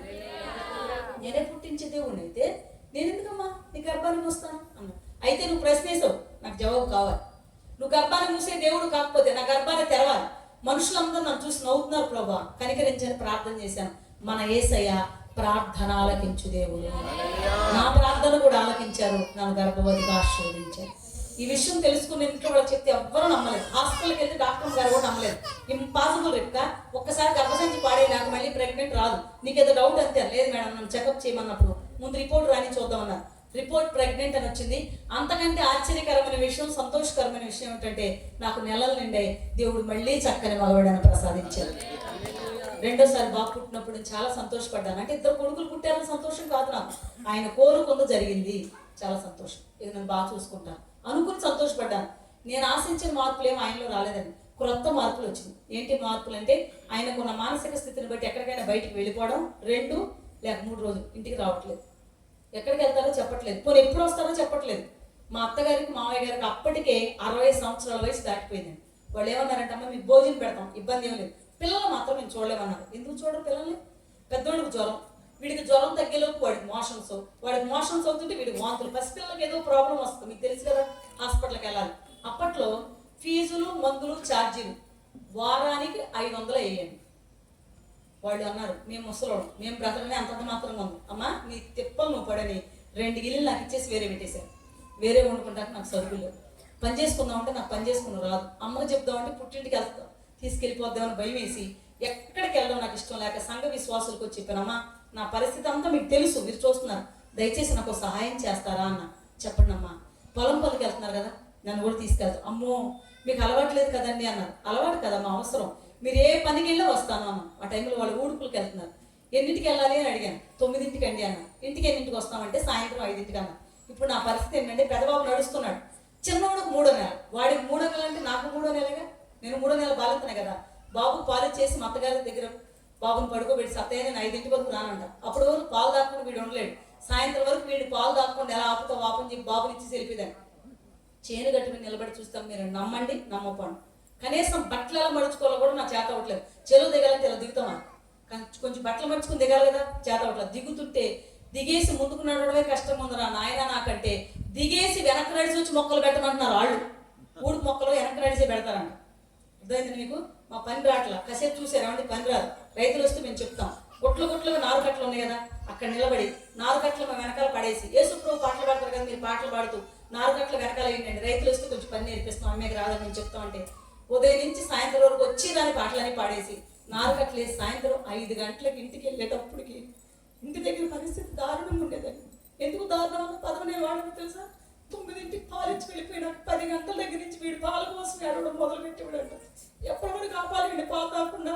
సాయంత్రం 5ంటి వరకు. ఆవిడ ఆపలేక కొంచెం పటికల్లో నానబెట్టి దూత్తు నీళ్ళు ముంచి పోస్తుంటే వాడికి ఆకలి తీరగా నేను వెళ్ళేటప్పటికి వీధి చివరికి కనపడేది ఆ ఏడుపు. అమ్మో నా చిన్న కొడుకు పాల కోసం ఏడుస్తుంది, గబగబా వెళ్ళిపోయి కడుపు నిండా పాలు ఇచ్చేస్తే 5 గంటల తర్వాత వాంతులు లేకపోతే మోషన్స్. హాస్పిటల్కి తీసుకెళ్తే పిల్లలు డాక్టర్ నన్ను తిట్టండి, మన పిచ్చిగానే పట్టిందేంటమ్మా, తల కొట్టేది, చెవులు దూదేది, కాళ్ళకి చెప్పులే, పైగా భయం లేకుండా పొలం వెళ్ళొచ్చానని చెప్తున్నావేంటమ్మా, చచ్చిపోతావు తెలుసా, 3వ నెల నీకు చెప్పేవాళ్ళు ఎవరో లేరా, బాబుని చంపేస్తానండి, చచ్చిపోతావమ్మా. సార్ నా పరిస్థితి మీకు తెలియదు సార్, తెలిస్తే మీరు అలా తెలియక మీరు అలా మాట్లాడుతున్నారని చెప్పి డాక్టర్ గారు చెప్పిన వినకుండా నేను మళ్ళీ పనికి వెళ్ళాను. మీరు అడగొచ్చు, మీకు తెలియకపోతే వాళ్ళు చెప్పినప్పుడు వినొచ్చు కదా, ఎందుకు వెళ్ళారు అంటే కారణం చెప్తాను. అప్పట్లో హాస్పిటల్కి వెళ్తే 500 వేయండి, కానీ కూలికి వెళ్తే కూలి పని ఎంతో తెలుసు డబ్బులు 30 రూపాయలు. 30 రూపాయలు కూలి ఎప్పుడు పాస్టర్ గారు అనుకుంటున్నారా? ఇప్పుడు నేను చెప్పిన సంఘటన జరిగి 23 సంవత్సరాలు అయింది. 23 సంవత్సరాల క్రితం కూలి ఎంతో మీకు చెప్తున్నాను. అప్పట్లో వెళ్ళిన వాళ్ళకి తెలుసు 30 రూపాయలే. ఎన్ని 30 రూపాయలు అయితే పక్కింటి వాళ్ళ దగ్గర తెచ్చిన 500 ఇవ్వాలి నేను. మళ్ళీ హాస్పిటల్కి వారానికి నాకు 500 కావాలి, ఇంట్లో వాడుకోవడానికి సరుకులు కావాలి. కష్టపడకుండా పనికి వెళ్ళకుండా ఇంట్లో కూర్చుంటే ఎలా జరిగిపోద్ది? జరగదు. పనికి వెళ్ళాను, కలుపులు వస్తే కలుపులు, కోతలు వస్తే కోతలకు వెళ్ళాను. పనులన్నీ అయిపోయినాయి, అందరూ మానేశారు. మీకు లేవు అమ్మ అలా కుదరదు, మీరు ఏ పని చెప్పినా చేస్తాను, నన్ను తీసుకెళ్ళమన్నప్పుడు ఆడవాళ్ళు అందరూ మానేశారండి అన్న. మరి ఎలా అంటే మగాళ్ళు వెళ్తున్నారు. ఏం పని అన్నాను. కట్టేతలు అన్నారు. నేను అన్నాను మీరు ఎవ్వరూ నన్ను అపార్థం చేసుకోనంటే, ఎందుకంటే మీరు రానన్నారు కదా, మీరు రాకపోయినా పర్లేదు, మీ భర్తలతో పాటు నన్ను పనికి పంపించమని చెప్పి 40 మంది మగవాళ్ళు అండి, 40 మంది మగవాళ్ళు కట్టేతకు బయలుదేరితే వాళ్ళతో పాటు నేను బయలుదేరాను. మేస్త్రి అన్నాడు మగాళ్ళతో పాటు పనికి వెళ్ళవేంటమ్మా, నీకు ఎవరైనా పిచ్చెక్కిందా? మేస్త్రి పంపించి మేస్త్రి, నాకు డబ్బులు కావాలి పంపించి మేస్త్రి. సరే వెళ్ళి. వాళ్ళందరూ నన్ను చూసి బాధపడ్డారు. ఏమండి మీరు ఇంట్లో నుంచి బయటికి రారు, ఏకంగా మగాళ్ళతో పెట్టి ఇలా పనికి వచ్చేస్తున్నారండి. నన్ను ఏం అడగొద్దు, పని ఎలా చేయాలో చెప్పండి, నేను చేస్తాను. ఒక అతను అన్నాడు మోపులు కట్టొచ్చావు నిన్న, మొయ్యాలి. మాతో పాటు మోపులు మోయడమే పని, సాయంత్రం వరకు మోపులు మోయడమే పని. అయితే విషయం ఏంటంటే సాయంత్రం వరకు మోపులు మోయాలి, కానీ మధ్యాహ్నం నుంచి మాత్రం కుప్ప సగం అయిపోద్ది. అక్కడి నుంచి నిచ్చినేస్తాం, పైకి మోపులు ఎక్కి పైకి ఇవ్వాలి. మరి మీరు ఇస్తారా అన్న. ఇస్తాను అన్న. మధ్యాహ్నం వరకు బాగానే మోసానండి. మధ్యాహ్నం నుంచి వాడు చెప్పినట్లుగానే నిచ్చినేస్తారు. నిచ్చిన మీదని పైకి ఎక్కి మోపులు ఇవ్వడం, పైకి ఎక్కడం కిందకి దిగడం, పైకి ఎక్కడం కిందకి దిగడం. ఒళ్ళు కదిలిపోయింది. సాయంత్రానికి చలి, జ్వరం, వణుకు, నిలబడలేకపోతున్నాను, కూర్చోలేకపోతున్నాను. సాయంత్రం వరకు పని అయిపోయినాక ఇంటికి బయలుదేరిపోయాను. బాగా చలి జ్వరం వచ్చేసింది. హాస్పిటల్కి తీసుకెళ్లేవారు లేరు, కనీసం ట్యాబ్లెట్ అన్న వేసేవారు లేరు. ఏడ్చుకుంటూ మోకరించి ప్రార్థన చేసుకుని బాబులు ఇద్దరు నిద్రపోరు కూరుకుని ఏడ్చి ప్రార్థన చేశాను. ఏసయ్య నన్ను ఎవరు పట్టించుకోవట్లేదు, నా యజమాని చూస్తే నన్ను పట్టించుకోవట్లేదు, కనీసం నువ్వైనా నాతో మాట్లాడతావా, నువ్వైనా నన్ను పట్టించుకుంటావని ఏడ్చి ఏడ్చి ప్రార్థన చేసుకుని పడుకుని నిద్రపోయాను. పడుకున్న కాసేపు నేను కళ చూస్తున్నానండి. మెలకువగా జరిగిన సంఘటన కాదు ఇది, కళ. కళలో ఎవరో ఒక వ్యక్తి నా దగ్గరికి నడిచి వస్తున్నారు. ఆయన చేతిలో ఒక పాత్ర ఉంది. ఆ పాత్ర మాత్రం తలతలా మెరుస్తుంది. దగ్గరకు వస్తూ ఆయన నన్ను పిలుస్తున్నారు. అమ్మా అన్నారు. స్పష్టంగా వినబడింది అన్నమాట. ఇంటికి ఎవరో వచ్చి నన్ను పిలుస్తున్నారు అని. వెంటనే తలుపులు తీసి చూశాను. ఎవరో అమ్మ అని పిలుస్తున్నారని. ఎవరు లేరు. వేసిన తలుపులు వేసినట్టు కనపడుతుంది. అమ్మ అన్నారు, నాకు ఎవరు కనబడరు ఏంటంటే పడుకున్నాను. పడుకున్న కాసేపటికి మళ్ళీ రెండోసారి అదే స్వరం స్పష్టంగా. కళ్ళు మూసుకుంటే ఆయన కనబడుతున్నారు, ఆయన చేతిలో ఒక పాత్ర. కళ్ళు తెరిస్తే అసలు నాకు ఎవరో కనపడలేదు. అమ్మ అని స్వరం కనుక నేను అనుకుంటున్నాను ఇంటికి ఎవరు రాలేదు కనుక బాబు ఒకవేళ పాలకలు వేస్తే అలా పిలుస్తాడు. బాబు పిలిచేయడం చూస్తున్నాడు. బాబు నిద్రపోతున్నాడు. నాకేం అర్థం కావట్లేదు. ఇంటికి ఎవరు రాలేదు, బాబు కూడా నిద్రపోతున్నాడు, లేగలేదు పాలకి. ఎవరు ఇప్పుడు నన్ను అమ్మ అని పిలుస్తున్నారు అర్థం కాలేదు. చూసి పడుకున్న కాసేపుడికి మూడోసారి మళ్ళీ వినబడింది ఆ స్వరం. ఈసారి నేను కళ్ళు తెరవలేదు. కళ్ళు అలా మూసుకుని ఏంటయ్యా అన్న. దగ్గరకు వచ్చేసారు ఆయన. అమ్మా నీకు తల అంటాలి అన్నారు. చాలా జ్వరంతో ఉన్నాను ఇప్పుడు, నేను తల అంటుకోలేను అన్న. నీళ్ళతో కాదమ్మా, నీకు నూనెతో తల అంటాలి అన్నారు. అయ్యా రాసుకోవడానికి చిన్న సీసాలో ఉంది మా ఇంట్లో, తల అంటుకునే అంత నూనె మాకు లేదు అన్న. ఆయన తెచ్చిన పాత్ర నాకు చూపిస్తున్నారండి. అందులో నిండుగా నూనె కనపడుతుంది. 3 దోశలు ఆయన ఇలా పట్టుకున్నారు. తండ్రి యొక్కయు, కుమారుని యొక్కయు, పరిశుద్ధాత్మ యొక్క నామములోనికి నేను నిన్ను అభిషేకిస్తున్నాను. ఈ రోజు నుంచి నువ్వు నా సాక్షివి అన్నారు. తలంతా తడిసిపోతుంది, మొహం తడిసిపోతుంది, బట్టలన్నీ తడిసిపోతుంది. ఎవరి వ్యక్తి నెత్తి మీద నాకు ఎందుకు ఇలా నూనె పోస్తున్నారు ఏం అర్థం కాక ఉలిక్కిపడి కళ్ళుదిరి చూశాను. ఎప్పుడైతే కళ్ళుదిరి చూశానో నూనె కానీ మనిషి కానీ నాకు ఏమీ కనబడలేదు. ఇది కళ అని మాత్రం అప్పుడు అర్థమైంది నాకు. ఉదయాన్నే వెళ్ళి మా పాస్టర్ గారు చెప్పేసాను, అయ్యగారండి రాత్రి కళ వచ్చింది, దీని అర్థం ఏంటో నాకు చెప్పండి అన్నాను. ఆయన అన్నారు, ఒక వ్యక్తిని దేవుడి సేవకుడిగా అభిషేకించాలంటే మేము నూనెసి ప్రార్థన చేస్తామమ్మా, దేవుడే స్వయంగా వచ్చి నూనెతో నీ తల అంటారు. దేవుడు నిన్ను వాడుకోబోతున్నాడు, ప్రార్థన చేసుకోవాలి. ఆ దర్శనం తర్వాత అద్భుతమైన మార్పు కలిగిందండి నాలో. ఎందుకు అద్భుతమైన మార్పు అన్నానంటే ఆ రోజు నుంచి ప్రజెంట్ ఈ రోజు వరకు ఇప్పటి వరకు నేను వాక్యం చెప్తున్నానంటే ఏదో బైబిల్ ట్రైనింగ్ చేసి వచ్చి తర్ఫీజుతో చెప్పిన వాక్యం కాదు, యేసయ్య అభిషేకంతో నేను చెప్తున్న వాక్యం మాత్రమే. ఆ రోజు నుంచి అప్పటి నుంచి దేవుని వాక్యం చెప్పే వరం అనేది నాలో ప్రవేశించింది. అది నేను మరుసటి రోజు గ్రహించాను. ఉదయానికి ఒక స్వరం వినబడుతున్నారు, చర్చిలోకి వెళ్ళి వాక్యం చెప్పు, చర్చిలోకి వెళ్ళి వాక్యం చెప్పిన ఒక మాట వినబడుతుంది.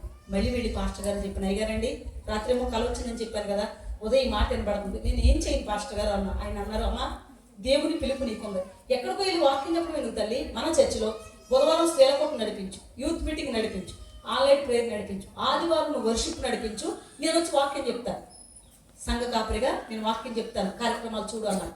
మొత్తానికి అలాగే సంఘాన్ని నడిపించడం ప్రారంభించాను. ఎంతకాలం నడిపించాలో తెలిసిన వాళ్ళ సంఘాన్ని. చాలా మంది దేవుని పిలుపు వస్తే పిలుపు అందుకుని వాళ్ళ పిలుపు వస్తే రేపే బయటికి వెళ్ళిపోవడానికి ట్రై చేస్తూ ఉంటారు. దేవుని పిలుపు వచ్చిన తర్వాత ఏ సంఘంలో ఉండగా దేవుడు నన్ను పిలిచాడో అదే సంఘంలో నేను 10 సంవత్సరాల పరిచర్య చేశానండి. దేవుని స్తోత్రం చెప్పాను. స్థానిక దైవ సేవకుడికి విరోధంగా నేను ఏమి చేయలేదు. స్థానిక సంఘ సేవకుడికి అనుకూలంగానే నేను ఒకటే కోరుకున్నాను, నిజంగా నీ సేవ పిలుపు ఉంటే సంఘం లేని చోట నాకు సంఘాన్ని దయచేయి. పరిచర్య ఎక్కడైతే నాకు ఇస్తావో ఆ చుట్టుపక్కల చర్చి లేని చోట నాకు ఒక చర్చు, అక్కడ చేస్తాను సేవ. నా దైవ సేవకుడు, నా ఆత్మీయ తండ్రిని మాత్రం నేను దుఃఖ పెట్టకూడదు. అలాంటి పరిచర్య నాకు వద్దు ప్రభు ప్రార్థన చేసుకున్నాను. ఆ తర్వాత దేవుడు అలాంటి పరిచర్య నాకు ఇచ్చాడు. ఎప్పుడైతే అలా జరిగిందో అక్కడే నిలబడి దేవుని స్వార్థ ప్రకటిస్తూ వాక్యాన్ని చెబుతూ ఉన్నాను. అందరూ సంతోషంగా ఉన్నారు సంఘం వాళ్ళు. కానీ ఇంట్లో పరిస్థితి తెలుసా? బైబిల్ పాటల బుక్ తీసుకుని చర్చికి బయలుదేరగానే ఈడ్చి కొట్టేవారు. బైబిల్ ఒక చోట పడిపోయేది, పాటల బుక్ ఒక చోట పడిపోయేది. బైబిల్ పట్టుకుని ఎప్పుడైతే బయలుదేరుతారో అప్పుడే కొట్టేవారు. ఇంట్లో భర్తతో దెబ్బలు తిని వెళ్తున్నాను ఎవరికి చెప్పేదాన్ని కాదు, చర్చిలోకి వెళ్ళి వాక్యం చెప్పేదాన్ని. యేసు ప్రభు చాలా గొప్ప దేవుడు అండి. యేసు ప్రభు నమ్ముకుంటే చనిపోయిన వాళ్ళని కూడా బ్రతికిస్తాడు, అంత గొప్ప దేవుడు అని వాళ్ళకి చెప్పేదాన్ని. మళ్ళీ ఇంటికి వచ్చి ఆయనకి చెప్పేదాన్ని, ఏమండి మీరు కోరుకున్నట్టు 2 కొడుకుల్ని ఇచ్చాడు దేవుడు, చర్చికి వెళ్తే దేవుడు ఆశీర్వదిస్తాడండి, రండి చర్చికి వెళ్దాం రండి అని. నేను రాను అన్న కూడా తీసుకొచ్చి చర్చిలో కూర్చోబెట్టేదాన్ని. పాటలు ఎవరు కూర్చునేవారమ్మా, వాక్యం స్టార్ట్ చేసి మనం కళ్ళు మూసుకుని ప్రార్థన చేస్తుంటే మెల్లిగా లేచి వెళ్ళిపోయేవారు. ఇది నా జీవితంలో టైం టేబుల్. ఎంతకాలం ఇలా గడిచిపోయిందంటే 95వ సంవత్సరం నుంచి 2005వ సంవత్సరం వరకు 10 years ఇలా గడిచిపోయిందండి నా జీవితం. 2005వ సంవత్సరం జనవరి 19వ తారీఖు ఆ రోజు బుధవారం స్త్రీల కొట్టు నడిపించి రాత్రి 9 గంటలకు ఇంటికి వచ్చాను. రాగానే ఆయన ఒక మాట చెప్పారు, ఎక్కడ ఇప్పటి వరకు ఊరుకున్నాను, ఇక నేను ఊరుకోను. అందరూ నన్ను చూసి నవ్వుతున్నారు, ఇదే సూర్యప్రకాష్ నీ భార్య, ఎవరైనా చర్చికి వెళ్ళి వాక్యం వినొస్తారు సహజమే, నీ భార్య ఏంటి వాక్యం చెప్తుంది, పాటలు పాడుతుంది, డ్రమ్ము కొడుతుంది పాస్టమ్ గారు లాగా, నీ భార్య పాస్టమ్ గారు కాదు కదా, మరి ఎందుకు ఇలా చేస్తుంది? అందరూ నన్ను చూసి నవ్వుతున్నారు. నువ్వు ఇలాగే చేస్తే నేను నిన్ను చంపేస్తాను అన్నా. నేనేమనుకున్నానంటే నన్ను భయపెడితే చర్చి మానేస్తాను అనుకుని భయపెడుతున్నారేమో అనుకుని, ఏం పర్లేదండి మీరు చంపేయండి, నా దేవుడు వచ్చి నన్ను బతికిస్తాడులే అన్నాను. తెల్లవారిపోయింది. నిజంగానే ఆయన చంపేయడానికి నిర్ణయించుకున్నారని మాత్రం నాకు తెలియదు. నేను సింపుల్గా తీసుకున్నాను, అది పెద్దగా అనుకూలం పట్టించుకోలేదు కూడా. తెల్లవారిపోయింది. జనవరి 20వ తారీఖు వచ్చిందండి. గమనించండి, ఇప్పుడు నేను చెప్తున్న సంఘటన ఎప్పుడు జరిగిందంటే 2005వ సంవత్సరం జనవరి 20వ తారీఖు రాత్రి జరిగిన సంఘటన ఇప్పుడు మీకు చెప్పబోతున్నాను. రాత్రికాల సమయంలో 10:30, 11 గంటల వరకు ప్రార్థన చేసుకున్నాను. ఆ రోజు నాకు బాగా గుర్తు. 11 గంటల తర్వాత నిద్రపోయాను నేను. చిన్నబాబు నా దగ్గరే పడుకుని నిద్రపోతున్నాడు, పెద్దబాబు వాళ్ళ నాన్నగారి దగ్గర పడుకుని నిద్రపోతున్నాడు నాకు తెలుసు. ఆ తర్వాత ప్రార్థన చేసుకుని నిద్రపోయాను. మెల్లిగా ఆయన లేచారు. ఎప్పుడంటే రాత్రి 1:30కి, అర్ధరాత్రి 1:30కి లేచారు. చిన్నబాబుని తీసేసి నా దగ్గర పెద్దబాబు దగ్గర పడుకోబెట్టారు. ట్యూబ్ లైట్ ఉంది ఆఫ్ చేశారు, బెడ్ లైట్ ఉంది అది ఆఫ్ చేశారు. లైట్లు ఆఫ్ చేయగానే మేము పడుకున్న రూమ్ ఎలా మారిందంటే కన్ను పొడుచుకున్నా కనపడనంత చీకటి అంటారు కదా, అంత చీకటి అయిపోయింది కదా. అంత చీకటి అయిపోయిన వెంటనే మా ఇంట్లో మూలన గొడ్డలు ఉందన్నమాట. గొడ్డలు తెలుసుగా మీకు, చెట్లు నరికి దాన్ని ఏమంటామా, అది తీసుకుని నా దగ్గరకు వస్తున్నారు. నాకున్న అలవాటు ఏంటంటే పగలైనా సరే రాత్రి అయినా సరే నేను పడుకుని నిద్రపోతే మాత్రం నిద్రపోయిన వెంటనే మొహం మీద చేయబెట్టుకుంటాను. అదొక అలవాటు నాకు. చెయ్యల ముందు నిద్రపోతున్నాను. లైట్లు ఆఫ్ చేసేటప్పటికి ఎక్కడ నరకాలా ఎదిగే కనపట్లేదు, ఎక్కడో చోట నరికేయాలనుకుని చీకట్లో నా దగ్గరకు వచ్చి ఆయనకి ఎంత బలం ఉంది అంత బలంతో ఒకే ఒక్క దెబ్బ నా మీద వేశారండి. ఎక్కడ పడిందో తెలీదు ఆయనకు కూడా. ఆయన అనుకున్న ప్లేస్లో, ముందే నిర్ణయించుకున్న ప్లేస్లో పడలేదు, కానీ పడ్డమే ఎడం చేతి మీద పడిందండి. ఫస్ట్ దెబ్బ ఎడం చేతి మీద పడి ఇక్కడి నుంచి ఒక ముక్క కట్టే కింద పడిపోయింది. నాకు తెలియదు గొడ్డలతో నరికారని, కానీ నా చేతి నుంచి ఒక చిన్న ముక్క కట్టే కింద పడిందని కానీ నాకేమీ తెలియదు.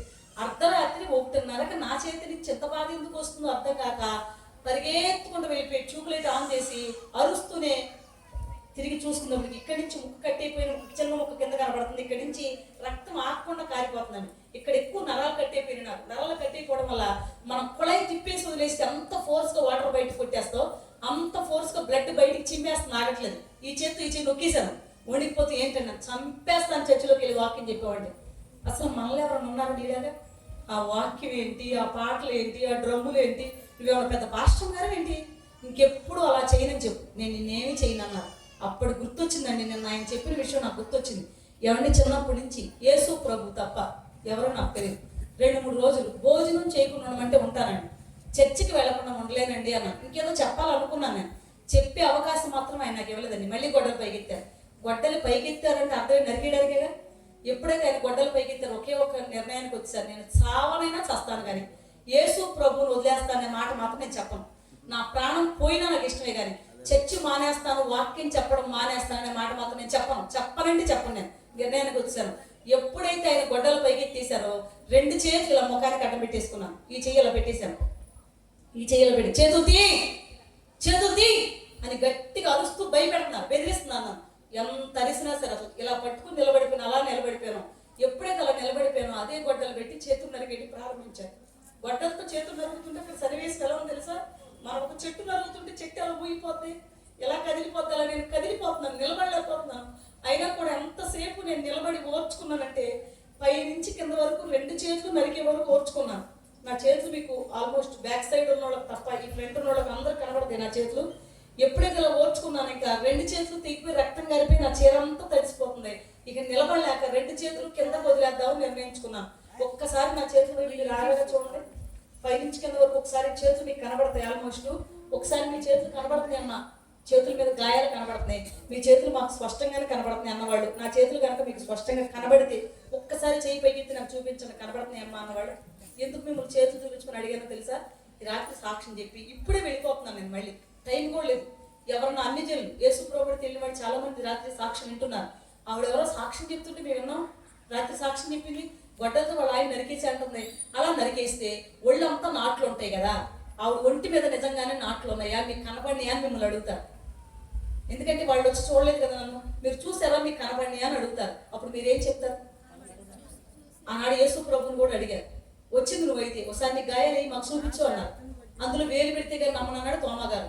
మనుషులు నన్ను అడగడం తప్పులేదు, దేవుడిని అడిగినప్పుడు నన్ను అడగడం తప్పులేదు. చాలా మంది మీరు చూసే ఉంటారు, చాలా మంది యూట్యూబ్లో కూడా ట్రోల్స్. అసలు ఆవిడ ఒంటి మీద ఒక్క గాయం లేదు, ఒక్క గాయం లేదు. ఆవిడ అలాగే చెప్తుంది ఒంటి మీద. ఇప్పుడు ఇది జరిగి 21 సంవత్సరాలు అయిందండి. ఇప్పుడు నేను చెప్తున్న ఇన్సిడెంట్ జరిగి 21 సంవత్సరాలు అయింది.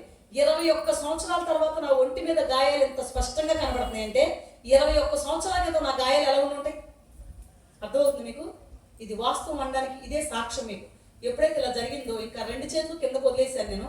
2 చేతులు కిందకు వదిలేసి బార్లో పడిపోయాను. చెట్టు విరిగి పడిపోయినట్టుగా నేను బార్లో పడిపోయాను. ఎప్పుడైతే నేను బార్లో పడిపోయానో ఆయనకి ఎంత బలం ఉందంత బలంతో ఒకే ఒక్క దెబ్బ వేశారు. అది వేడివే వెన్నుపోసుకు అడ్డంగా దిగింది గొడవలు.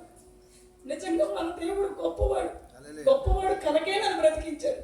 లేకపోతే వెన్ను 2 ముక్కలు అయిపోవాల్సింది. ఆ బాధను భరించలేక అరుస్తూనే నేను మళ్ళీ వెలికలా తిరిగిపోయాను. ఎప్పుడైతే వెలికలా తిరిగిపోయానో ఛాతీ దగ్గర నుంచి కింద వరకు ఎక్కడ అవకాశం ఉంది అక్కడ అదే గొడ్డలు పెట్టి నరుగుతున్నారు. ఇక్కడ నరుగుతుంటే ఇటు నరుగుతుంటే ఇటు అలా తిరుగుతూ అనుకోకుండా గొడ్డల దెబ్బ వచ్చి కరెక్ట్గా ఎడమ వైపున మోకాల్లో దిగిందండి గొడ్డలు.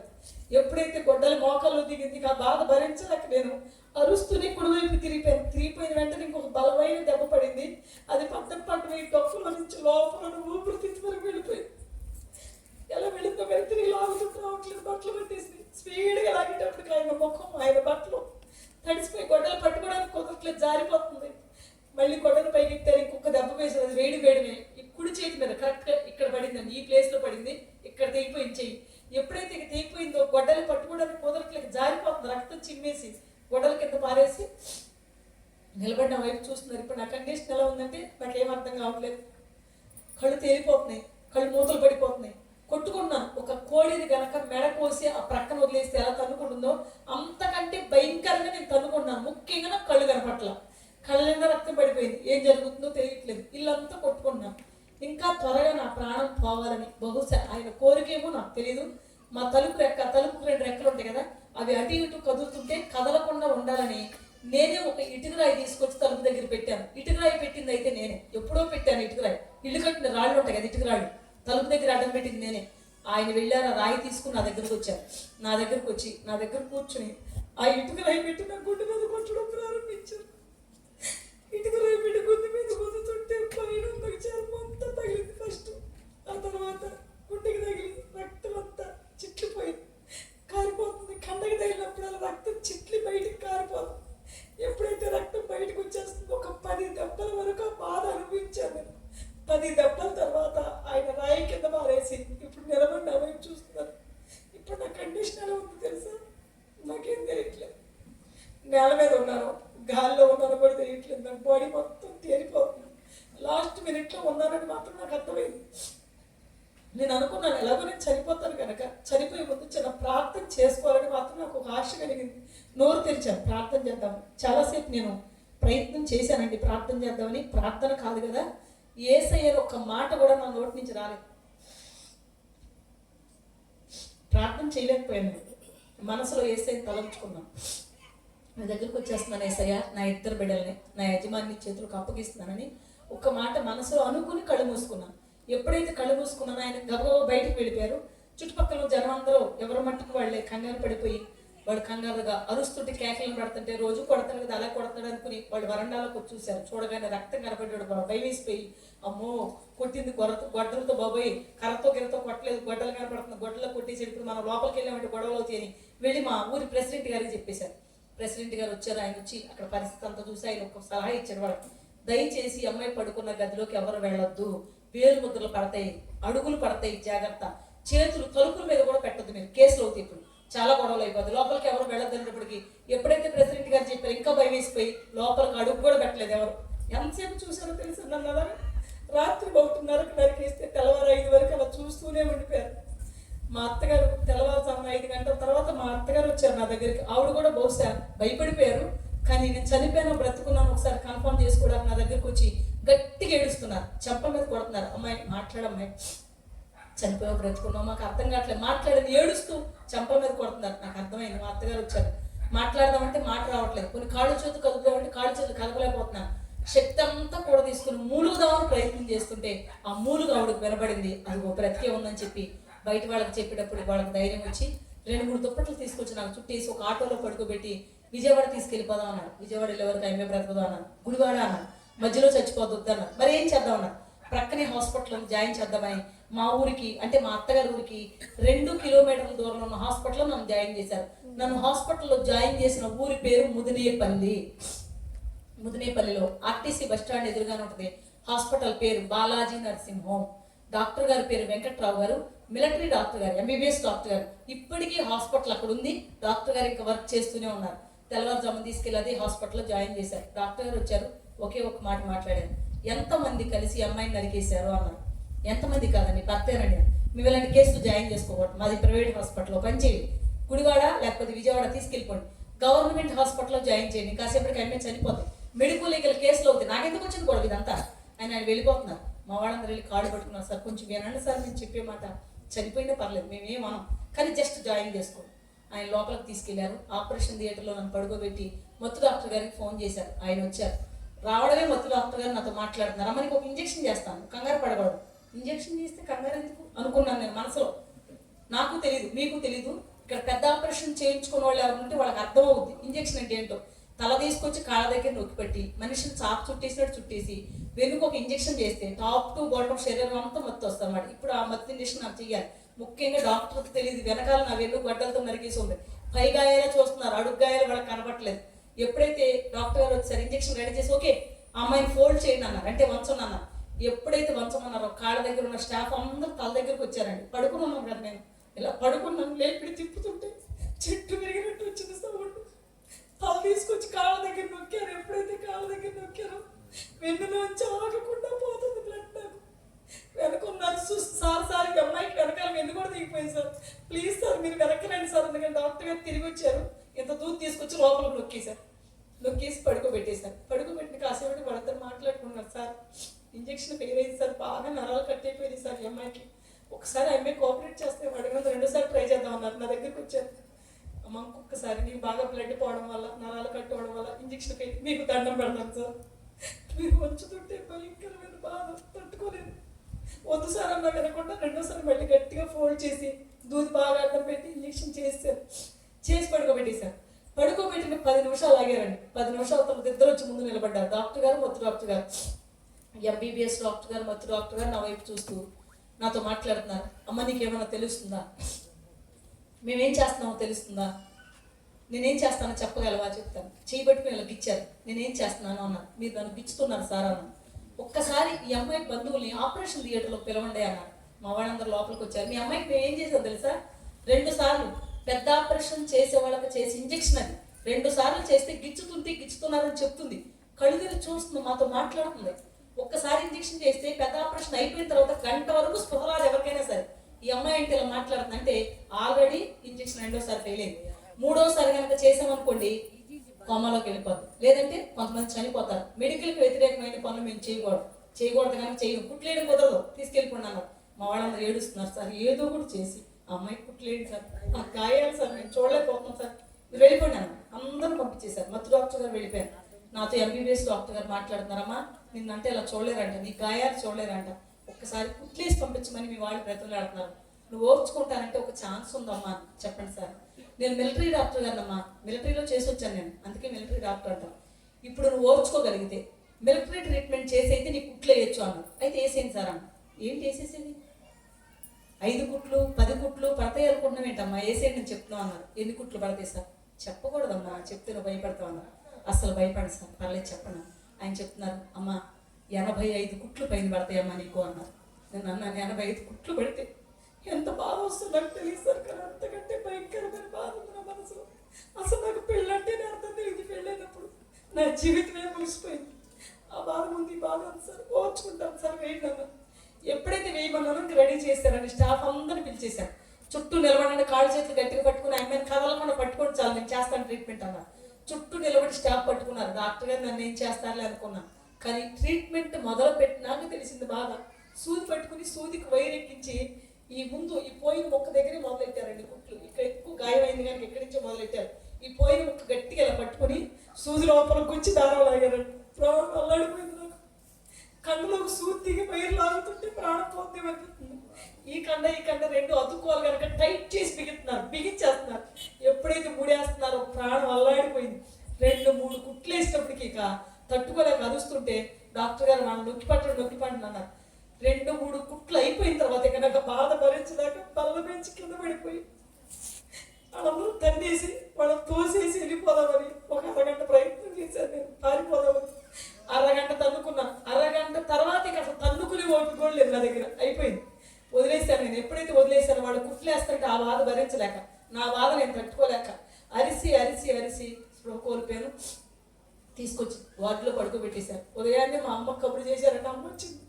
అమ్మ ఏడుస్తుంటే అసలు ఎవరో చూడలేకపోతున్నారు. ఏ రోజు వచ్చి ఎలా ఉన్నామని అడిగితే బాగున్నామని చెప్పేది.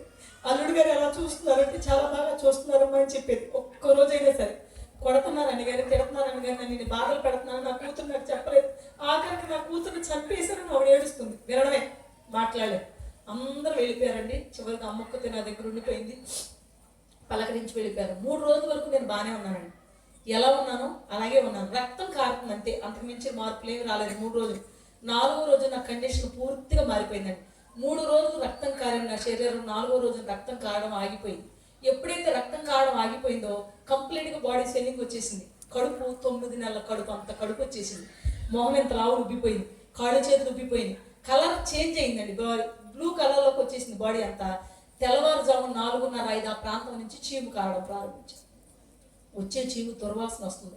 ఉదయం 8 గంటలకు వచ్చారు 4వ రోజు ఉదయం. మళ్ళీ మామూలుగా చూడడానికి నన్ను రాగానే డాక్టర్ అదేంటమ్మా రాత్రి పడుకున్నప్పుడు బాగానే ఉన్నాం, నేను వచ్చాను రాత్రి అప్పుడు బాగానే ఉన్నాం, తెల్లారిసరికి ఏమైంది అనేసి కంగారు వచ్చి చెయ్యి పట్టుకుని నొక్కేశారండి. ఇక్కడ నాకు పెద్ద గాయం ఉంది. ఎప్పుడైతే ఇట్లా పట్టుకుని నొక్కారో పండిపోయిన మామిడి పండు పట్టుకుని నొక్కగానే కిందకి రసం వచ్చేసినట్టు కారిపోయిందండి చీము. చేదీశారు. నేను చెప్తే ఒక్కళ్ళు వెళ్ళలేదు నా మాట. చిన్న మేకు కాల్లో దిగితేనే బాడీ సెట్లిక్ అవుతుంది. దిగింది మేకు కాదు, అక్కడ ఇనప గొడ్డలి ఒళ్ళంతా దిగిపోయింది. చనిపోద్దని చెప్తే వినకుండా జాయిన్ చేశారు. పక్క పేషెంట్లు ఈ అమ్మాయి వాసన పీలుస్తున్నారు. ఈ అమ్మాయి పక్కన ఎవరున్నా వాళ్ళకి ఇన్ఫెక్షన్ వచ్చేస్తుంది. తీసేయండి బెడ్ ఇక్కడి నుంచి, హాస్పిటల్ బయట వారంటీలో బెడ్ ఇస్తాను, ఆఖరి చూపు చూడడానికి అక్కడ పడుకోబెట్టేసేయండి, చనిపోయేటట్టు ఉంది అమ్మాయి, లాస్ట్ మినిట్లో ఉంది, తీసుకెళ్ళి బయట పడుకోబెట్టమని హాస్పిటల్ బయట వరండాలో బెడ్ వేయించాను. మా వాళ్ళు అన్నారు, బంధువులు వచ్చే వరకు లోపల ఉంటుంది సార్, మీ మాట నేను విన్నాం, నా మాట మీరు వినండి, పేషెంట్ లోపల ఉంటే పక్కన వాళ్ళకి ఇన్ఫెక్షన్ వచ్చేస్తుంది, తీసేయండి అని చెప్పి హాస్పిటల్ బయట వరండాలో బెడ్ వేయించి మగాళ్ళందరూ రండి, ఈ అమ్మాయి బంధువులు ఎవరు రండి, వచ్చి లేకుండా లేదు తీసుకెళ్ళి అక్కడ పడుకోబెట్టనన్నారు. మా వాళ్ళు 10 మంది వచ్చారండి. 10 మంది వచ్చి చుట్టూ నిలబడి వాళ్ళు చెప్తుంటే నన్ను మొయ్యలేకపోతున్నారు. బరువెక్కిపోయింది, నేను మొయ్యలేకపోతున్నాను. మొయ్యలేక తీసుకెళ్ళి బెడ్ మీద పడుకోబెట్టి ఒక దుప్పటి కప్పేసి ఎవరికి వాళ్ళు వెళ్ళిపోయారు. ఎవరి ఇంటికాళ్ళు వెళ్ళిపోతే బాగుండేదమ్మా. వాళ్ళు వెళ్ళకుండా మా అత్తగారి ఇంటికి వెళ్ళిపోయి నా యజమాని చెప్పేశారు, ఎంతైనా నీ భార్య కదా, చనిపోద్దని డాక్టర్ గారు తీసుకొచ్చి హాస్పిటల్ బయట వరండాలో పెట్టేశారు. ఏ క్షణంలో చనిపోద్దో తెలియదు అంటారు. కనుక భార్య కనుక ఒకసారి వెళ్ళి చూసిరా, అమ్మాయి చనిపోతే నువ్వు చూడలేవు, భార్య కదరా ఒకసారి వెళ్ళి చూసిరా, నీకు వచ్చిన వాళ్ళందరూ అన్నారు. ఎప్పుడైతే నన్ను బయట పెట్టేశారన్న కబురు వీళ్ళు వెళ్ళి ఆయనకి చెప్పారో ఆయన భయపడిపోతున్నారని వచ్చిన వాళ్ళందరూ నాకు చెప్తున్నారు. వినడమే తప్ప నేను మాట్లాడలేను. అందరూ వెళ్ళిపోయారండి. చివరిగా నీ సంఘానికి అయితే సభ్యురాలను ఆ సంఘం అంతా వచ్చింది. రిక్కక్క నువ్వు చనిపోతావు డాక్టర్ గారు చెప్తున్నారు, చనిపోయినాక నీ 2 పిల్లల్ని ఎవరికి ఇమ్మంటావు అన్నారు. నేను అన్నాను, డాక్టర్ గారు చెప్తుంటే నేను విన్నాను, ఒక్క మాట అడుగుతా సమాధానం చెప్పండి, మీకు వాక్యం ఏమని చెప్పాను నేను? యేసు ప్రభు చాలా గొప్ప దేవుడు, యేసు ప్రభు నమ్ముకుంటే చనిపోయిన వాళ్ళను కూడా బ్రతికిస్తాడని నేను మీకు వాక్యం చెప్పాను. అంటే మీరు చనిపోతుంటే యేసై బ్రతికిస్తాడని మీకు చెప్పాను. ఇప్పుడు నేను చనిపోతున్నాను, ఆ యేసై వచ్చి నన్ను బ్రతికించడా? ఒక్కసారి నా కోసం ప్రార్థన చేయండి అన్నారు. అందరూ చేతులు నా వైపుకు చాపారు. నేను లేవలేను, మోకరించలేను, పడుకుని ప్రార్థన చేశాను. ప్రభువా, బ్రతికితే నీ సాక్షిగా ఉంటాను, చనిపోతే దగ్గరకు వస్తానని నమ్మకం నాకు ఉంది. నా పట్ల నీ చిత్తం ఎలా ఉంటే అలా జరిగించని చిన్న ప్రార్థన చేసుకున్నానండి. వాళ్ళందరూ వెళ్ళిపోయారు. ప్రార్థన చేసి గత 4 రోజుల నుంచి కంటి మీద కునుకు లేదండి నాకు. వాళ్ళు వెళ్ళిపోయినాక ప్రశాంతంగా నిద్ర పట్టింది నాకు. నిద్రపోతున్నప్పుడు ఒక స్వరం యేసయ్య నా దగ్గరకు వచ్చి నాతో మాట్లాడడం ప్రారంభించాను. నేను నిన్ను విమోచించి ఉన్నాను, భయపడకము, పేరు పెట్టి నేను పిలిచి ఉన్నాను, నీవు నా సొత్తు అనే స్వరం ద్వారా దేవుడు నాతో మాట్లాడడం ప్రారంభించాడు. ఎప్పుడైతే ఆ మాట నాకు వినబడుతుందో, ఆ మాట నాకు వినబడడం పూర్తయ్యే లోపే ఆయన చెయ్యి, ఆయన హస్తం కరెక్ట్గా నా పొట్ట మీద పడింది. ఎంత మత్తు నిద్రపోతున్నా కూడా పొట్ట మీద చెయ్యి తగిలితే స్పర్శకి మెరుగు రాదా? స్పర్శ తగిలింది, నా చెయ్యేసాడు, స్పర్శ తగిలింది, పొట్ట మీద మెరుగు వచ్చేసింది. ఎవరో నా పొట్ట మీద చెయ్యేసారు, మెరుగు వచ్చేసింది. మెరుగు వచ్చేసి కళ్ళు తెరిచి చూశాను. ఎప్పుడైతే కళ్ళు తెరిచి చూశాను, నేను 6 బయట వరండాలో ఉన్నాను. ఇప్పటి వరకు నా పక్కన నిలబడి నాతో మాట్లాడింది ఎవరా అని చూశాను, ఎవ్వరు లేరు. నా పక్కన నిలబడింది ఎవరు? ఇప్పటి వరకు ఎవరు లేరు, ఎవరు కనపట్లేదు. మాట్లాడింది ఎవరు అర్థం కాక, మరి నా పొట్ట మీద చెయ్యేసింది ఎవరని కిందకు చూసుకున్నానండి. కిందకు చూస్తే ఆశ్చర్యం ఏంటంటే 9 నెలల కడుపు, అంత కడుపు ఉండవలసిన నా కడుపు స్టమక్ అంతా వెనక్కి వెళ్ళిపోయి నార్మల్ కండిషన్లో కనపడుతుందండి. నార్మల్ కండిషన్లో కనపడుతుంది. అప్పుడు అర్థమైంది నాకు, వచ్చింది యేసయ్య, నాతో మాట్లాడింది యేసయ్య, నా మీద చెయ్యేసింది యేసయ్యనప్పుడు అర్థమైంది నాకు. వెంటనే నేను మాట్లాడుకోవడం ప్రారంభించాను. ఎప్పుడైతే నేను మాట్లాడుకుంటున్నానో అమ్మ చూసింది, వెళ్ళి నర్సుకు చెప్తే డాక్టర్ గారు వచ్చారు. అమ్మ ఏమైంది అన్న. సార్ యేసయ్య ఇచ్చారు సార్, నాతో మాట్లాడారు సార్, యేసయ్య ఇచ్చారు సార్, నా మీద చెయ్యేశారు సార్, నాతో మాట్లాడారు సార్ అన్న. డాక్టర్ గారు ఆశ్చర్యపోతూ యేసయ్య అంటే దేవుడు కదా అన్నారు. అవును సార్, ఒక్క మాట చెప్తానమ్మా, వింటావా? చెప్పండి సార్. నువ్వు బ్రతికే ఛాన్సే ఉంటే హాస్పిటల్ లోపలే పడుకోబెట్టి నీకు ట్రీట్మెంట్ చేసేవాడిని కదా, నేను బయటికి ఎందుకు తీసుకొచ్చాను? నువ్వు బ్రతకడానికి 1% కూడా ఛాన్స్ లేదు. నువ్వు చనిపోతామని డిసైడ్ అయిన తర్వాతే బయట పడుకోబెట్టాను. నా వల్ల కాక, నేను ఎవరిని ఎంబీబీఎస్ డాక్టర్ గారిని ప్లస్ మిలిటరీ డాక్టర్ గారిని, నా వల్ల కాకే నేను తీసుకొచ్చి బయట పడుకోబెడితే నువ్వేమో దేవుడు వచ్చాడంటావు, మాట్లాడాడంటావు, చేసేదంటావు. సరే, నువ్వు చెప్పేది నిజమైతే, దేవుడు వచ్చింది నిజమైతే, ఈ పాటికి నువ్వు బాగుపడిపోవాలి కదా, ఈ పాటికి నువ్వు హీల్ అయిపోవాలి కదా. నా వల్ల అయితే కదమ్మా, నువ్వు గ్యారంటీగా చనిపోతావు, నాకు తెలుసు. నా వల్ల కాదని బయట పెట్టా. నువ్వు చెప్పేది నిజమైతే, దేవుడు వచ్చి నిజమైతే నువ్వు బాగుపడాలి కదా, ఈ వాడికి నువ్వు హీల్ అయిపోవాలి కదా. అవును సార్. అయితే నువ్వు లేవాలి కదా. అవును సార్. అవును సార్ కదమ్మా, నువ్వు లేవాలి కదా. ఇలా ఉన్నావే, ఇంకా దేవుడు వచ్చాడు అంటున్నావుగా. అవును సార్. లేస్తావా మరి? ట్రై చేయను. ఎప్పుడైతే అలా అన్నారో బెడ్ మీద కూర్చుని నేను మెల్లిగా లేవడానికి ట్రై చేశాను. చాలాసేపటి తర్వాత మెల్లిగా లేచి ఆ బెడ్ మీద అలా కూర్చున్నాను. బెడ్ మీద కూర్చుని కిందకి దిగుదామని ప్రయత్నం చేస్తాను. రిక్కని ప్రయత్నం ఏంటన్నారు, కిందకి దిగి నడుస్తా అంటే నీకై నువ్వు కిందకి బెడ్ నుంచి దిగి నడుద్దామని నీ ప్రయత్నం అంతేనా? 10 మంది మగవాళ్ళు మీ వాళ్ళేగా తీసుకొచ్చి పడుకోబెట్టారు ఇక్కడ. వాళ్ళ వల్ల కాలేదు నేను పడుకోబెట్టడానికి. నువ్వు లేచి నడుస్తానన్నావు. సరే, కానీ నేనేం అనకూడదు, ఎందుకంటే దేవుడు వచ్చాడు నాతో మాట్లాడి చెయ్యేసాడు అన్నావు కనుక నేను నేనేం అనకూడదు. ట్రై చెయ్యి, కానీ జాగ్రత్త అన్నావు. ఎప్పుడైతే డాక్టర్ గారు ఆ మాట చెప్పారో, ఎలాగో నా పక్కనే ఉన్నారని సపోర్ట్ కోసం ఒక చేత్తో ఆయన చెయ్యి గట్టి పట్టుకున్నాను, ఒక చేత్తో నేను పడుకున్న బెడ్ గట్టి పట్టుకుని లేవడానికి ట్రై చేస్తున్నాను. లేస్తుంటే కళ్ళు తిరిగిపోతుంది, లేస్తుంటే కళ్ళు తిరిగిపోతున్నాయి. అలా లేచి నిలబడి నేను 4 అడుగులు ముందుకు నడిచానండి. 4 అడుగులు ముందుకు నడిచాను. ఎప్పుడైతే 4 అడుగులు ముందుకు నడిచాను, ఒకే ఒక్క మాట అన్నారు డాక్టర్ గారు, ఇది దైవానుగ్రహం. దేవుడే వచ్చి ఈ అమ్మాయిని ఎలా బ్రతికించారు. ఒక ఎంబీబీఎస్ డాక్టర్ డిసైడ్ చేసి ఈ అమ్మాయి చనిపోతా, నా వల్ల కాదు, మీరు తీసుకెళ్ళిపోమని చెప్పినాక ఏ దేవుడైతే దిగొచ్చి నా మెడికల్కి వ్యతిరేకంగా ఈ అమ్మాయిని బ్రతికించాడు, ఆయన నిజమైన దేవుడు. ఈ అమ్మాయిని బ్రతికించిన దేవుడు నిజమైన దేవుడు. ఈ రోజు నుంచి నేను కూడా ఆయన్నే నమ్ముతున్నాను అన్నారు. మాట్లాడిన మాట సామాన్యమైన వ్యక్తి కాదండి, ఎంబీబీఎస్ డాక్టర్ గారు ప్లస్ మిలిటరీ డాక్టర్ గారు. ఆయన చనిపోతామని చెప్పిన డాక్టర్ గారు బ్రతికి నన్ను చూసి ప్రభువును మహిమపరిచారు. దేవుని స్తోత్రం చెప్తాం. హాస్పిటల్ అంతా కూడా ఎంతో సంతోషంగా ఉంది, పండగ వాతావరణం వచ్చేసి అందరూ సంతోషపడుతున్నారు, నన్ను పలకరిస్తున్నారు, డాక్టర్ గారితో మాట్లాడుతున్నారు. తెల్లవారిపోయింది. డాక్టర్ గారు అన్నారు తెల్లవారిపోయింది, కొంచెం అమ్మాయికి బ్రష్ చేసి తీసుకొచ్చి బెడ్ మీద పడుకోబెట్టండి, నేను ట్రీట్మెంట్ చేస్తాను మళ్ళీ అన్నారు. ఎప్పుడైతే బెడ్ మీద పడుకోబెట్టమన్నారో మా వాళ్ళు బ్రష్ చేయడానికని వాష్ బేసిన్ దగ్గర తీసుకొచ్చి నిలబెట్టారు. ఉదయాన్నే ఎర్లీ మార్నింగ్. ఎప్పుడైతే అలా నిలబడ్డానో మా స్థానిక పాస్టర్ గారు పరిగెత్తుకుని వచ్చేస్తున్నారు పొద్దున్నే. పాస్టర్ గారు ఎందుకు అలా కంగారు పడుతున్నారని నేను ఆయన వైపే చూస్తున్నాను. ఆయన నా దగ్గరకు వచ్చి రిక్కనికి ఒక విషయం చెప్తాను, కంగారు పడుకుని ఉంటాను. పాస్టర్ గారు పొద్దున్నే వచ్చి కంగారు పడే మాటలు నాకు ఎందుకు చెప్తారు మీరు అన్న. పక్కనే బల్ల ఉంది. నన్ను తీసుకెళ్లి పాస్టర్ గారు మెల్లిగా బల్ల మీద కూర్చోబెట్టి రిప్కా ఏడవద్దు, గుండె ధైర్యం తెచ్చుకోవాలి. పాస్టర్ గారు మీరు మాట్లాడుతుంటే నాకు భయం వేస్తుంది. ఏడవడం ఏంటి పాస్టర్ గారు, గుండె ధైర్యం తెచ్చుకోవడం ఏంటి, ఏం జరిగింది పాస్టర్ గారు, నాకు నిజం చెప్పండి మీరు అన్నారు. ఆయన చెప్తున్నారు, రిప్కా నువ్వు చనిపోతావని రాత్రి డాక్టర్ గారు మాకు చెప్పారమ్మా, మేము భయపడిపోతాం ఏ క్షణంలో నీ ప్రాణం పోద్దని, కానీ బంధువులు అందరూ వెళ్ళి నేను బయట పెట్టేశారని చెప్పి నీ భర్తకి చెప్పారంటమ్మా. ఎప్పుడైతే నేను బయట పెట్టేశారన్న కబురు రాత్రి వెళ్ళి నీ భర్తకు వీళ్ళందరూ చెప్పారో, ఉదయకాల సమయంలో ఇప్పుడే తెల్లైన భయం వేసి పురుగుల మందు తాగి చనిపోయారమ్మా అని చెప్పారు.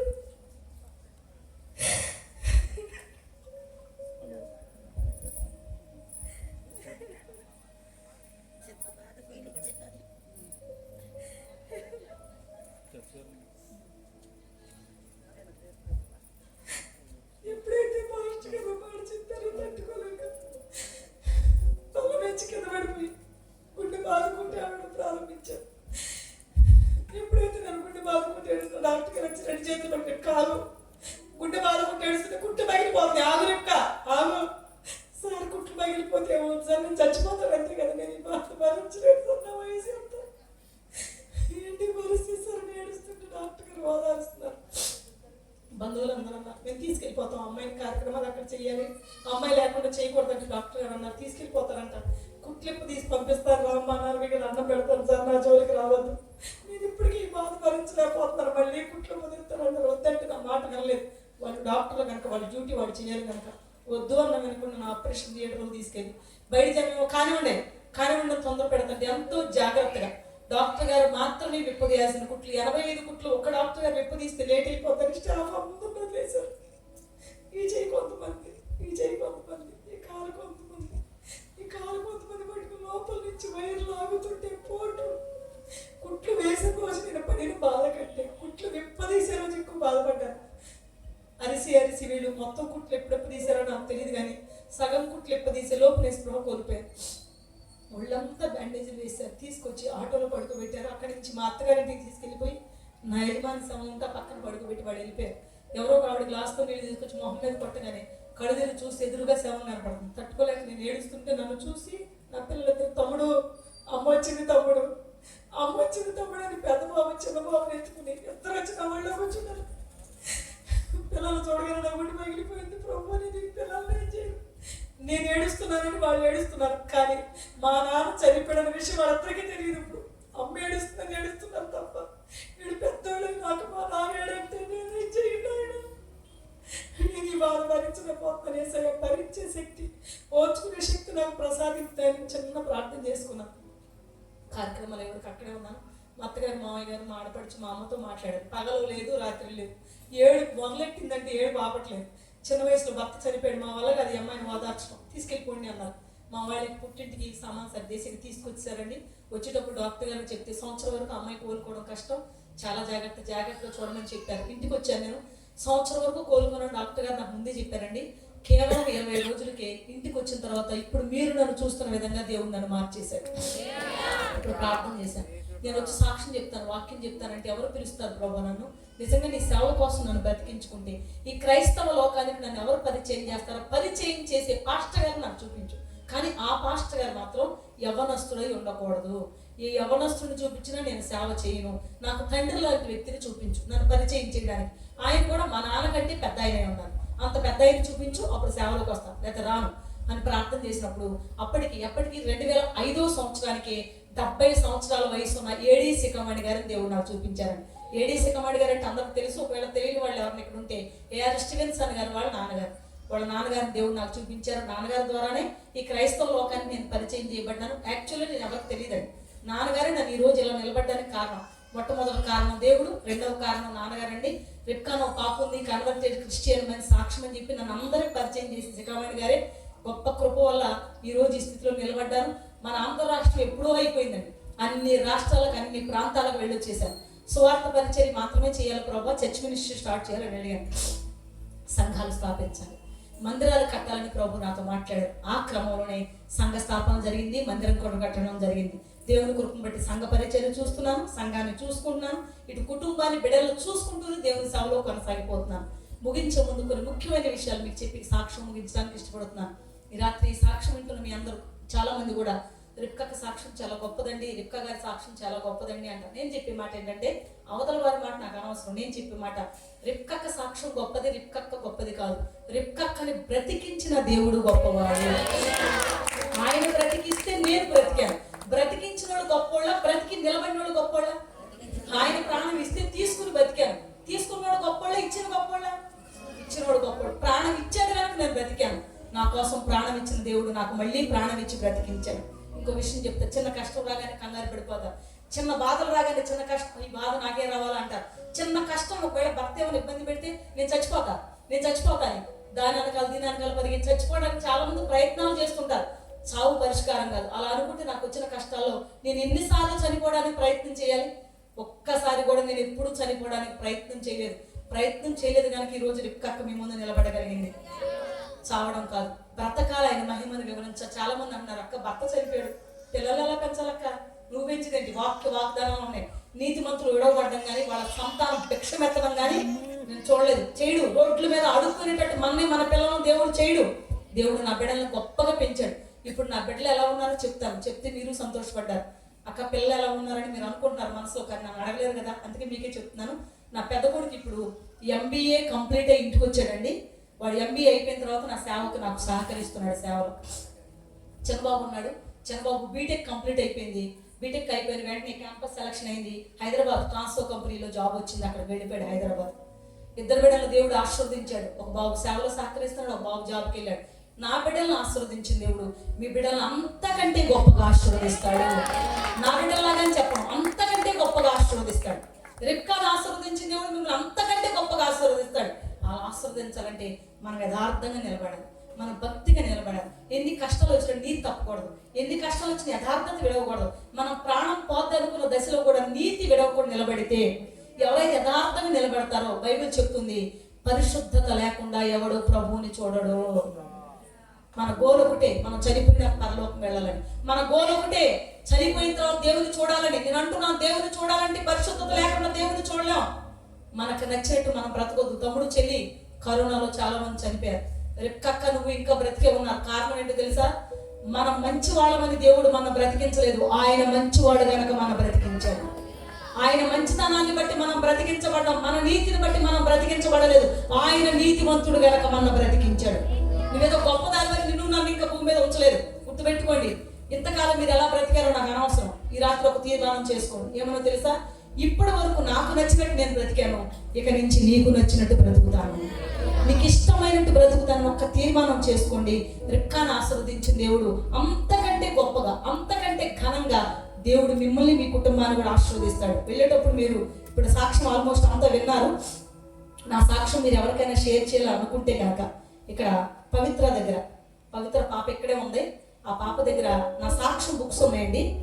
వెళ్ళేటప్పుడు మీరు తీసుకోండి. పెద్ద ఖరీదైన బుక్స్ అని కంగారు పడకండి. చిన్న బుక్స్, మీరు టిఫిన్ చేసినంత ఖర్చు, చిన్న ప్రింటింగ్ కోసం, అది కూడా ప్రింటింగ్ ఖర్చుల కోసం తీసుకోవాలి, అందుకే తీసుకున్నాం. చిన్న బుక్ పవిత్ర పాప దగ్గర ఉంది. పవిత్ర ఎక్కడ ఉందో మరి, పాప దగ్గర ఉన్నాయి బుక్స్. ఇక్కడే ఉంది పాప, మీ దగ్గరకు వస్తుంది చివరిలో. పాప దగ్గరికి బుక్స్ తీసుకోండి. ఈ బుక్ ఉద్దేశం ఏంటంటే, నేను వెళ్ళలేని ప్రతి ఇంటికి నా సాక్ష్యం బుక్ వెళ్ళిపోవాలి. ఈ సాక్ష్యం బుక్ చదివిన ప్రతి ఒక్కరూ మార్చబడాలి. యేసు ప్రభు చనిపోయిన వాళ్ళను కూడా బ్రతికిస్తాడని వాళ్ళు తెలుసుకోవాలి. తెలుసుకోవడం మాత్రమే కాదు, వారు ప్రభు నమ్ముకోవాలి. ఇలా సువార్త పరిచయం మీరు చేయండి. మీరు ఇంటింటికి వెళ్ళి సువార్త చెక్కలేకపోవచ్చు, కానీ ఈ బుక్ చదివిన వాళ్ళకి సువార్త మీరు ప్రకటించినట్లే అవుతుంది కనుక ఒక్క బుక్ కొనుక్కుని ఎవరికైనా గిఫ్ట్ ఇవ్వండి. తద్వారా ఒక ఆత్మ రక్షించబడితే పరలోకంలో గొప్ప సంతోషం. దేవుని స్తోత్రం చెప్పండి.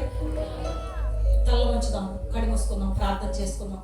ఎవరో మట్టి వాళ్ళు ఒక్క నిమిషం తల్ల ఉంచుదాం. ఈ రాత్రి ఎవరు అటు ఇటు చూడొద్దు, తల్ల వంచండి, కళ్ళు మూసుకోండి. ఈ రాత్రి కాల సమయంలో ఒక తీర్మానానికి వద్దాం. ఇంతవరకు మారు మనసు అనుభవం లేకుండా, ఇంతవరకు బాప్తిస్మ అనుభవం లేకుండా ఎవరికి నచ్చినట్టు వాళ్ళు జీవిస్తున్నారేమో. ఈ రాత్రి కాల సమయం ఇదే అనుకూలమైన సమయం, ఇదే రక్షణ దినము. రేపు ఇది కాదు, రేపు ఏమి సంభవించునో నీకు తెలియదు.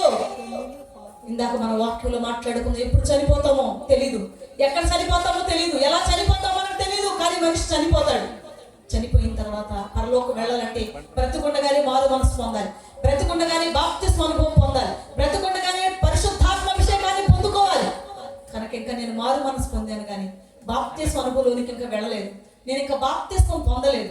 నా కోసం ప్రార్థన చేయండి అక్క. నేను బాప్తిస్మం పొందాలనుకుంటున్నాను, ఇంతవరకు రక్షణ భాగ్యాన్ని నేను పొందుకోలేకపోయాను. ఈ రాత్రి దేవుడు నాతో మాట్లాడారు. ఈ రాత్రి